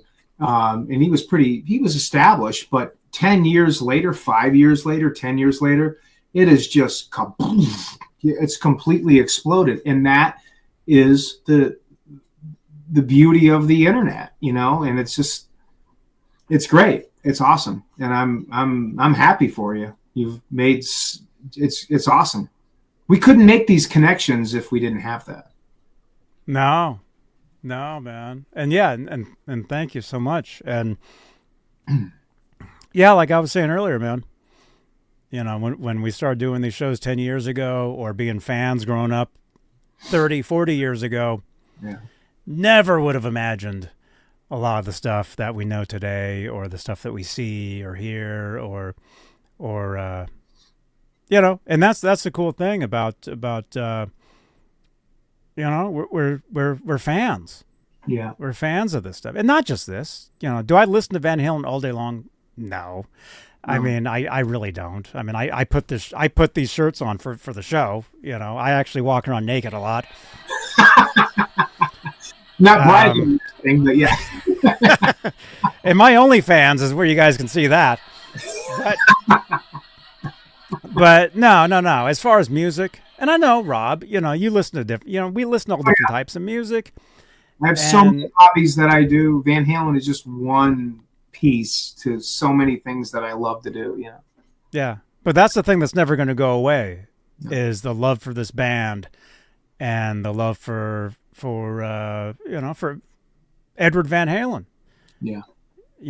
I mean, like I said, in my group, people fight all day long about the singers, who's better, whatever. And I posted a video yesterday. You guys can see it. I said, hey, for me, it's all Edward Van Halen. Yeah. It's all him. Whatever he did on those records, I love it. I'll listen to it. I like Dave Lee Roth. I like Sammy Hagar. I like Gary Sharon. I like them all. Me too. But it's Van Halen's the one that got me into this. Yeah. Eddie Van Halen.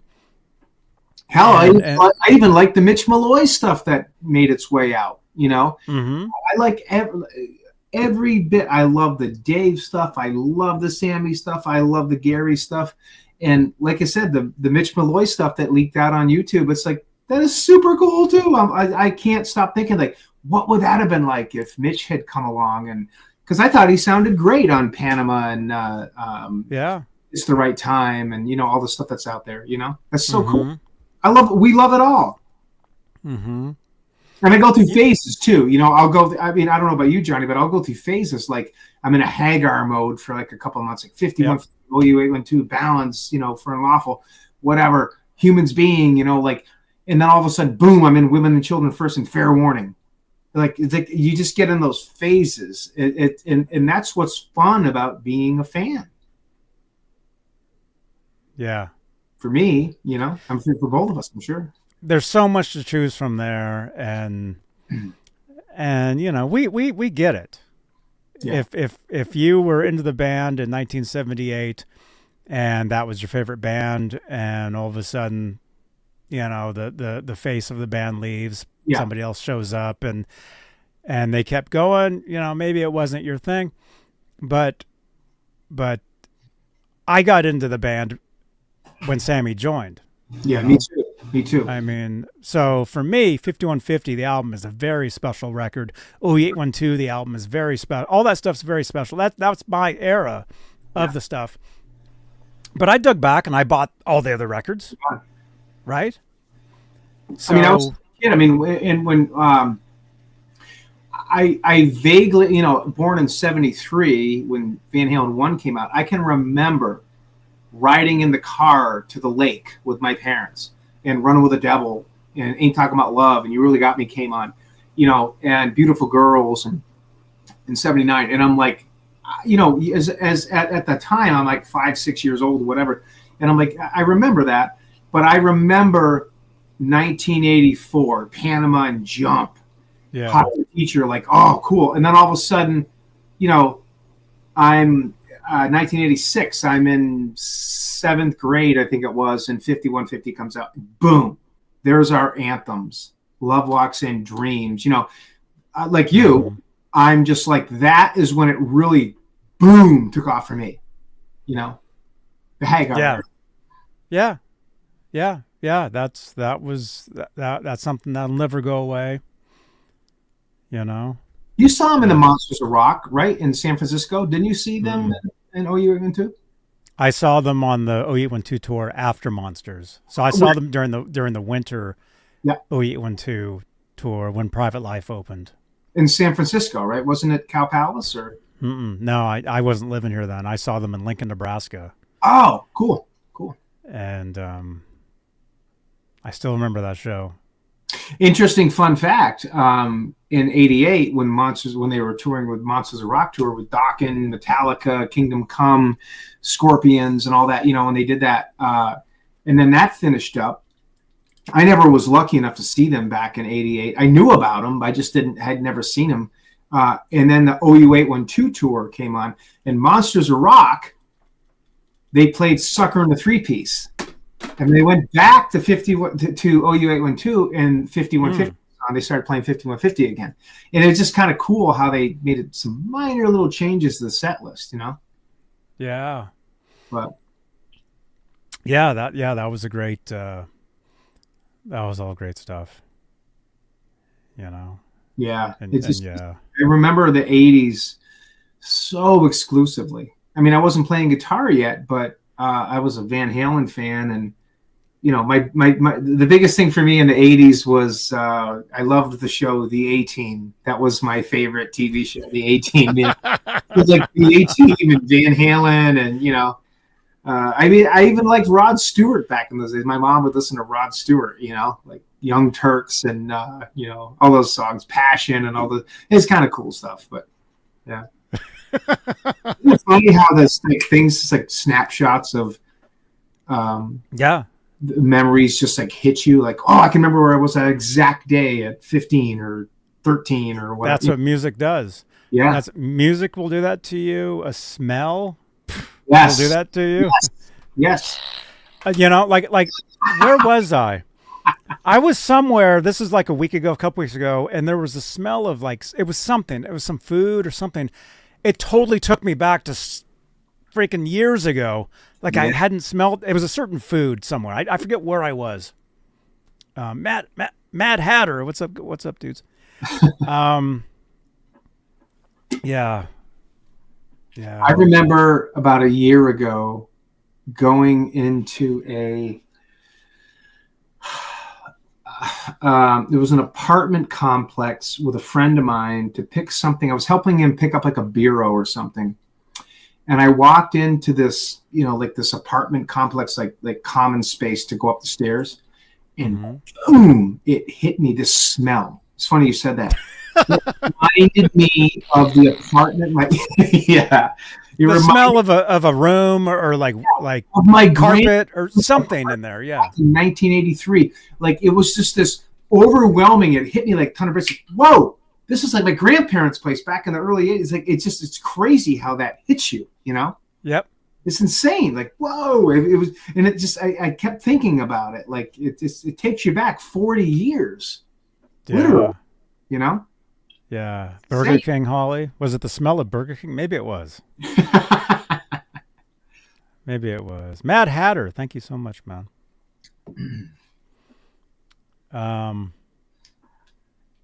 Yeah. Do you have another guitar you want to show real quick? I know we're coming up on a couple hours. Yeah, we should probably. I do have one more guitar. Show a guitar. I gotta take a break myself. I gotta get something to drink real quick. Show something. I'll be right back. So I saved the best for last. We're gonna go into the 5150 Kramer, which is my favorite guitar, as everybody knows who's seen my show and watched me on Johnny's, years ago, and probably a lot of other folks. But a couple of accessories, I guess I should say, that go with the guitar. This is one of the versions of the tray table that a good friend of mine, Jerry, made me. And Edward would hang this, or had it screwed to the back of the 5150 in the 84 tour. And this would come out, and then the body would sit like this, and Eddie would play the fretboard like a piano during the solo. And this was a custom-made tray table. Ed had he had maybe more than two, but he had two versions. He had the wooden one first, and then there was a plexiglass version. This is an almost, I guess you could say, exact version of the wooden one. So thank you, Jerry. This was a gift from my good friend Jerry. When I got in my opinion, and maybe it's a couple of those, the ultimate 5150 replica, which I'll show you in a minute. And Johnny and I were talking about it. Our good friend Scott Smith. Before I get into that, the banjo strap that Lewis, our friend Lewis from Fairfield Guitars, made with the clips on it. Eddie used these back and it's like a banjo strap. Yeah, it's a banjo strap. Yeah. And thank you to our good friend, Johnny and I both know him already, Scott Smith, for sending me the nasty cordless, which they're almost impossible to find these damn things.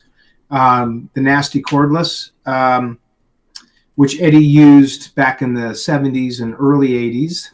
And so it's kind of cool to go with a strap. Johnny, I don't know if you just saw this, but I just showed the tray table. Dude. The tray table. So cool. I just went into depth with it when you were gone for a second, but it was all in. So for me, probably Johnny, my most favorite guitar in the entire world, the guitar that got me into Van Halen, everything, was the 5150. And my lock bodies and did the neck and the body, and my great friend Matt Anthony did the paint job and the relicking and period correct for the different parts on it. Also Pariah pickups for the pickup. This is the most amazing 5150 replica I probably have ever had, and I got it back in. And that looks amazing, man. Oh, Johnny, I'm telling you, this thing is just incredible. I love it. I'll go into the parts in a minute. Super, super, super thin headstock. Gatto tuners, unmarked. Period correct. B4129 neck plate. Got the yellow ground wire. This is a basswood body. I believe that the real one was basswood. I know there's, poplar and ash and basswood, whatever, but I believe from our good friends that have played this guitar that it was in fact basswood. This is the 1988 era version of this guitar. All right. Yeah. It has an original. Oh, by the way, the 5150 stickers are period correct Michael McGuire stickers. It's got the gaffer's tape here to signify where the barrel jack is. MXR knob. This is an original Hanson Metalworks FRT5 whale tail bridge. This is a real one. I have a couple of Michael McGuire's, and they're really good. It even has the right posts with the real thick top hats on them. Eddie's was also arced back like that, the way that the bridge sat on the body. So you can kind of see, you can hear how that is. Got the big, huge steel block in the back. This is an original whale tail.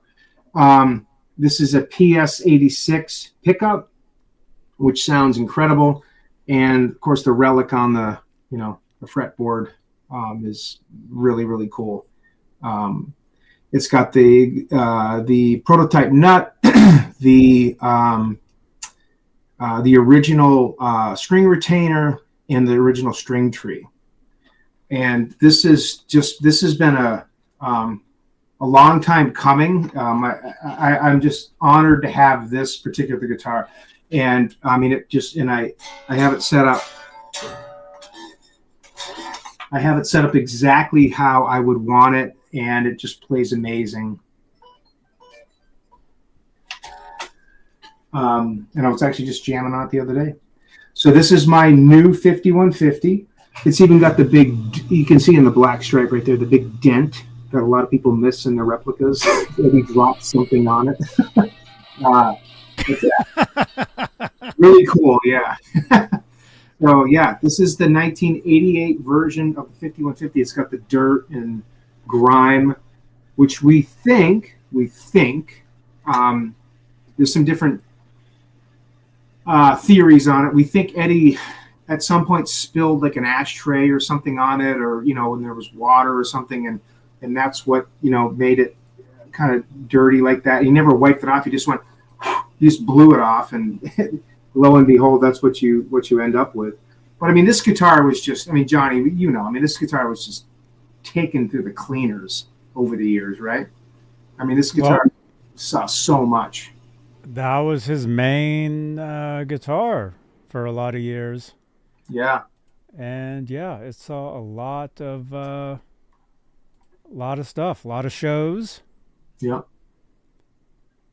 Yeah, really cool guitar. A lot of shows. Yep. But yeah, I'm very happy to have that. I know, like I said, it took a long time to get a replica that was of that incredible quality, and I'm going to do another show on my channel pretty soon, and I'm going to some other guitars and talk about some other stuff. But yeah, those are just a few things that Johnny and I thought we would just chat about tonight. Right on, man. Very cool. Where are we at? Yeah, we're at 2 hours, I think. Well, I know you're like 3 hours ahead of me, so it's probably... Yeah, we're still, yeah. It's probably bedtime, right? 10:15 here, but yeah.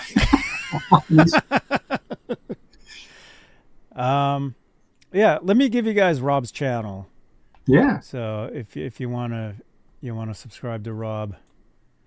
40 Grit Guitar says it was great to see that guitar on the 04 tour. Yes, it was, and I was in the Golden Ring on that tour, right in front of Edward, and that's actually the one time I did get to meet Edward, and I was lucky enough to take these pictures of Ed playing the 5150 guitar in 04. It's hard to see, but it's turned up for breakfast. He had a different neck on it, but I took these pictures. I was literally 10 feet away from Edward. Dang. Yeah, it was so cool. But yeah, it was cool to see it, even in 04. I remember being like, you got to be kidding me. That is the 5150 guitar. It's just so, so cool. Yeah. Well, I got to see him play it on the 812 tour. Yeah. But just to see them on 812, that was my first show anyway, November 5th, 1988. I remember exactly. Oh, that's cool. The whole show was just incredible, right? But how close were you, Johnny? I was far back. Yeah. I was far, but I had the binoculars. Yeah. And I was watching Edward the entire time. And I can tell you guys a couple things. This was November 5th, 1988, Bob Devaney Sports Center, Lincoln, Nebraska. The band Private Life opened. Yeah. And if you guys don't know, that's a band that actually Valerie Bertinelli discovered in 1984. Yeah. And Edward actually would jam with them over the years. He actually jammed with them in 84, years before he co-produced their albums and had them on the tour there. So, and then something, there's all these little things, right? So when I was working with Desmond Child, this was, 1998. This is before I met you. I remember, I'm not going to drop any names, but one of the band members of Private Life, one of their names was mentioned when I was working with Desmond. And I immediately knew the person's name because of the band they were in previously that opened for Van Halen. Right. So, but a couple things that I remember from that first show was, of course, getting to see the 5150 guitar. I remember Edward, when he would throw his cigarettes, he would throw them. There was like a pit separating between. This was in an arena, so it was an indoor show. So in between the audience and the stage, there was just like a pit, right? He would take his cigarettes and he would throw them down there. I remember him doing that. I remember at the end of the show, how See, this is what's kind of weird. It's like we all grew up on that Live Without a Net home video. So everything after that or that era, we kind of we take from that to that, right? I remember him running around and Michael Anthony had literally like a tray table with a Jack Daniels bottle on it. Yeah. I remember Edward taking a swig from that Jack Daniels bottle, and I remember him kicking the tray over as he's running around the stage. I remember that. I do have photos from that show because one of the local college papers did an article on it. So I do have photos from that. Edward had a beard. That's something too.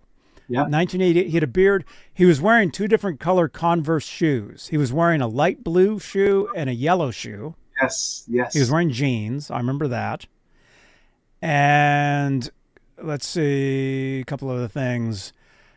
I remember him playing Spanish Fly during his solo, which wasn't rare for the era, but when you grow up on 5150, that was rare to really hear that then. So during 0812 to hear that, it was cool. Yeah.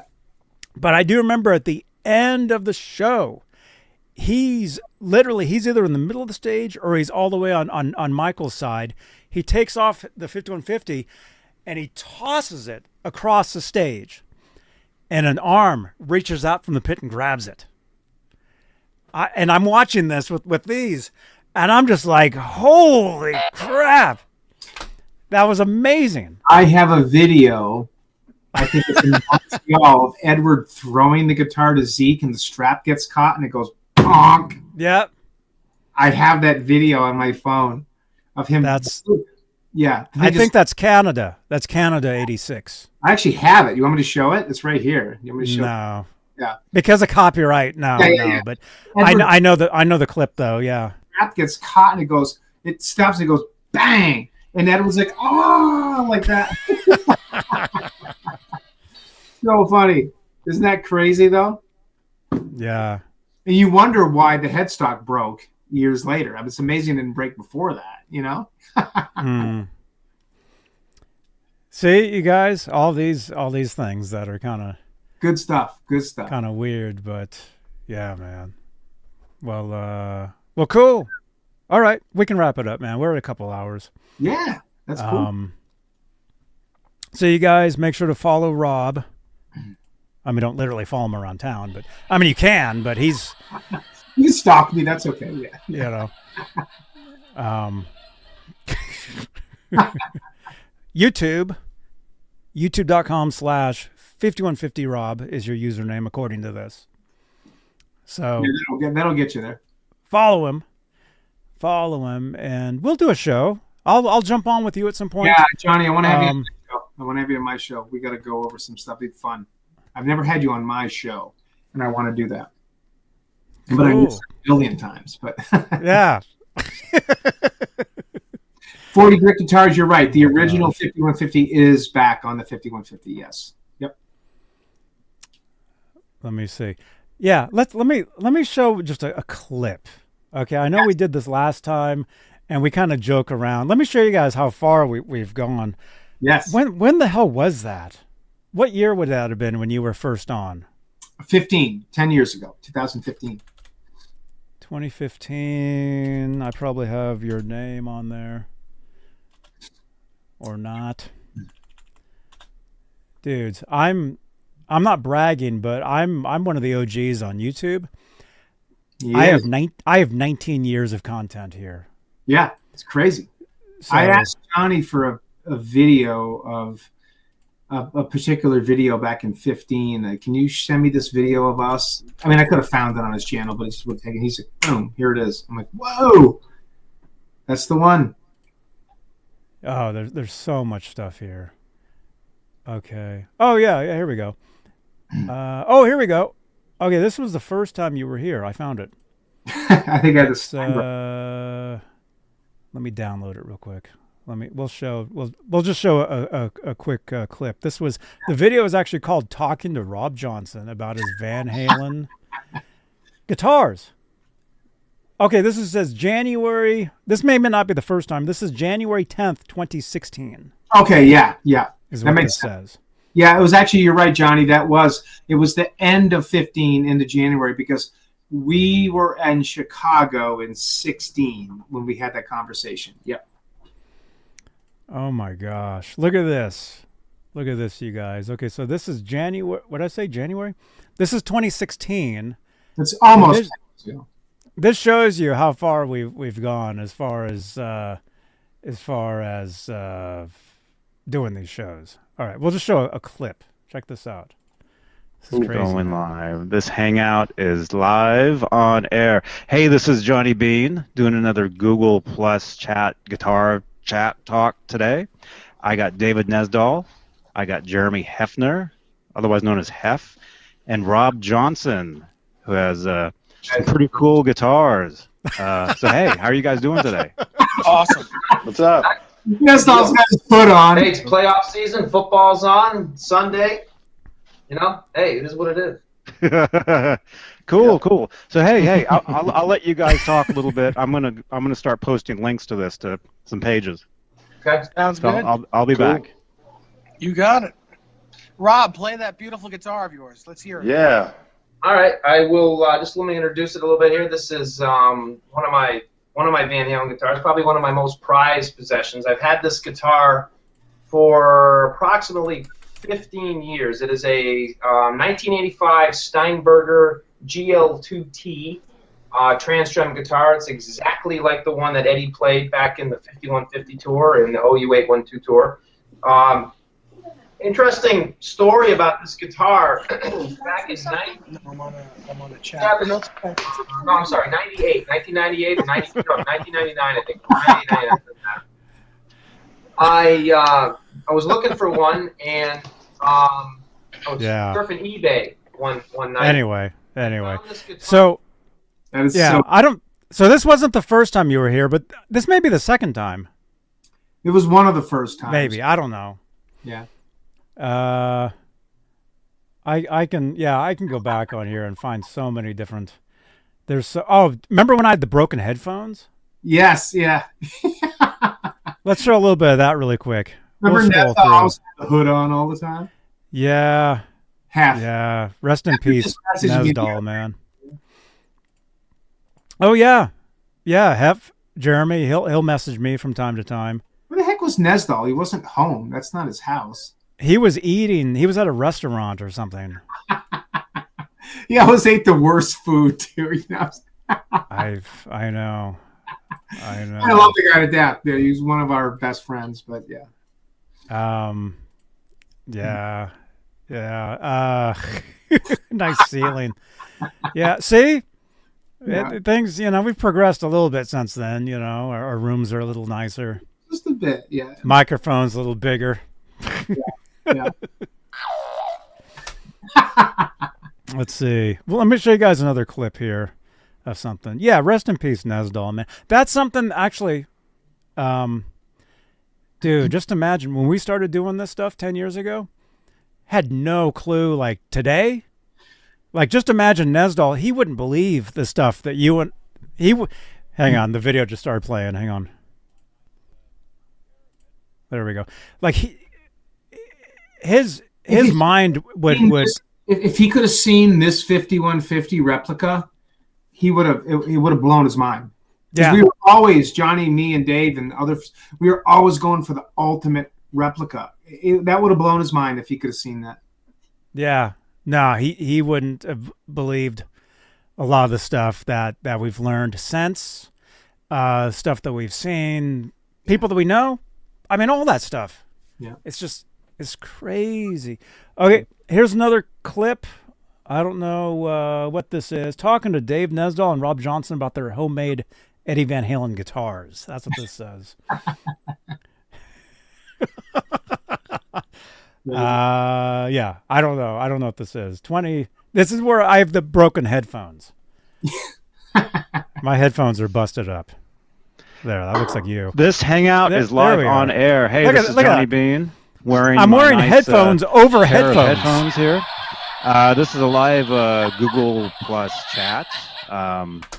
Talking with David Nesdahl and Rob Johnson.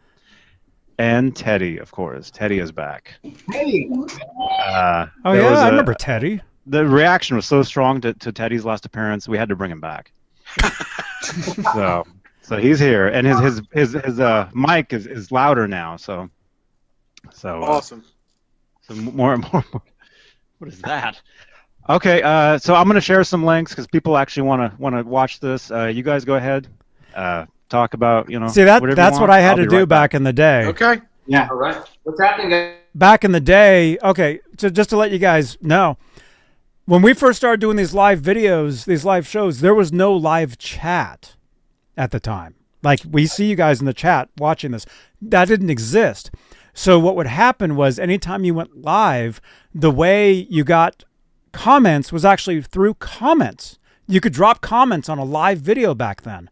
Yeah. So we would end. See, one of the reasons why you go back and you see these shows that we did, it wasn't unusual for us to end a 20-minute show and have 1,000 views.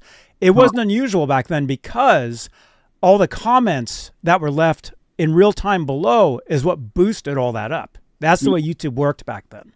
Yeah. Doesn't work like that now. Everything just kind of changes, And look at that. You look identical, man. Well, I got more grace now, but yeah. Yeah. I was in my dating days then. I was having a lot of fun back in those days. I finally my gosh. calmed down now. That's crazy. Yeah, that was my apartment before I went to my. Well, I was recently divorced, and after 20 years, and yeah, it was a lot of fun. I had a lot of fun back in those days, and this was the dawn of the YouTube shows for me. And Johnny, Johnny took me on, and we did 3 shows a week back then: Mondays, Wednesdays, and Fridays. Mm-hmm. So cool. Yeah.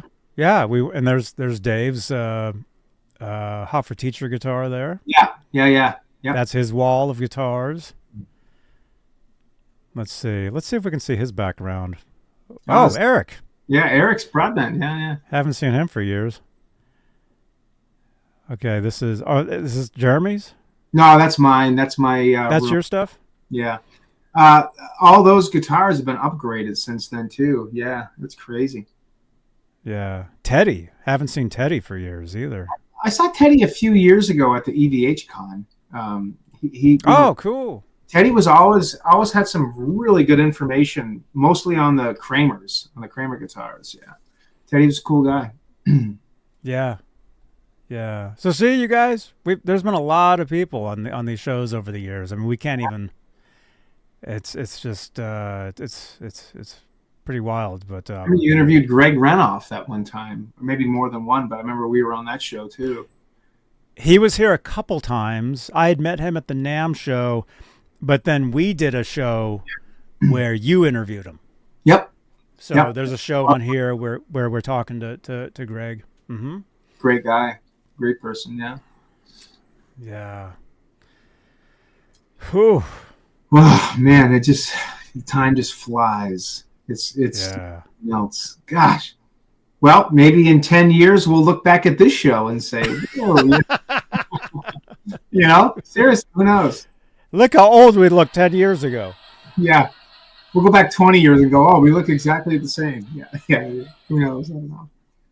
Yeah, remember to eat your vegetables. Yes. And, and do the good exercise. You get your health, you get your wealth. As Mr. T used to say. Dang. Wow. We have 102 watching right now. That's so cool. Yeah. Yeah. Right on. All right. I guess we're gonna bounce. Again, you guys, Rob, thank you so much, man. There's your channel. Thanks for having me, Johnny. Thanks for everybody watching. Subscribe to Rob. He's awesome. If I tell you he's awesome, he's awesome. Thank you. So is Johnny. Thank you, man. All right. So let's see. Channel members, thank you so much for your continued support. I know I need to change a name on here or two. I will do that as soon as I can. But thank you so much. And let's see. What do we used to say? Don't hang up. Yeah. We'll say goodbye off. We used to say that back in the day. Don't hang up. Don't hang up. We'll say goodbye off the air. Yeah. And just so you guys know, a lot of people started doing these shows after us, and they started doing the same things. Yeah. So well, Johnny, but we had these first. We were the originals. We were the originals. See? Yeah. Yeah. No. No, it's all good. All right, you guys. We'll see you guys. I'll see you guys on the next one. All right? Thank you, everybody. Talk to you soon. Yes. All right. Here on what channel is this? I'm Rick Beata. You're watching Johnny Beane TV. Hey, it's Corey Feldman. You're watching Johnny Beane TV, I guess. Hey, it's Greg Bissonette. You're watching Johnny Beane TV. Hey guys, NAMM 2023 taking off. Here's Johnny Beane. Watch Johnny Beane TV, the best freaking show on the net, man. I love this guy. Thank you so much, dude. You bet. Thank you. Hey everybody, Norm over here, and I'm at Norm's Rare Guitars, my store, and you're watching Johnny Beane TV. All right. Awesome. Thank you so much. Great to meet you. I just want to be like, how old are you? Hey, it's Lori Tucker and Johnny Beane. And we're here at the Forum, and we're going to see Sammy Hagar. And you're watching Johnny Beane TV. Stay tuned. Hi, this is Dweezil Zappa, and you're watching Johnny Beane TV. Yes. Okay. Get some guitars. Turn around. Here we go. Tell me when. Hey, this is Brad Gillis from Night Ranger, and you're checking out Johnny Beane. You're watching Johnny. You're watching this motherfucker on wherever you're watching it. Just watch him. He's a legend. Awesome. Thank you so much.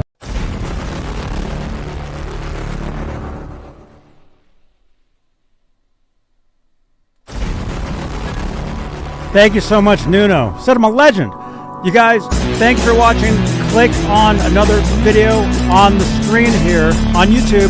Drop your comments below, and we will see you guys on the next show. Right here on... Can I get channel ID from you real quick? I don't have one. Say, hey, this is Rob Johnson. You're watching Johnny Beane TV. This is Rob Johnson, the Rob Johnson. And you are watching Johnny Beane TV. He is the original and great friend, known him for many years. Rock on, Johnny Beane TV. Watch it here.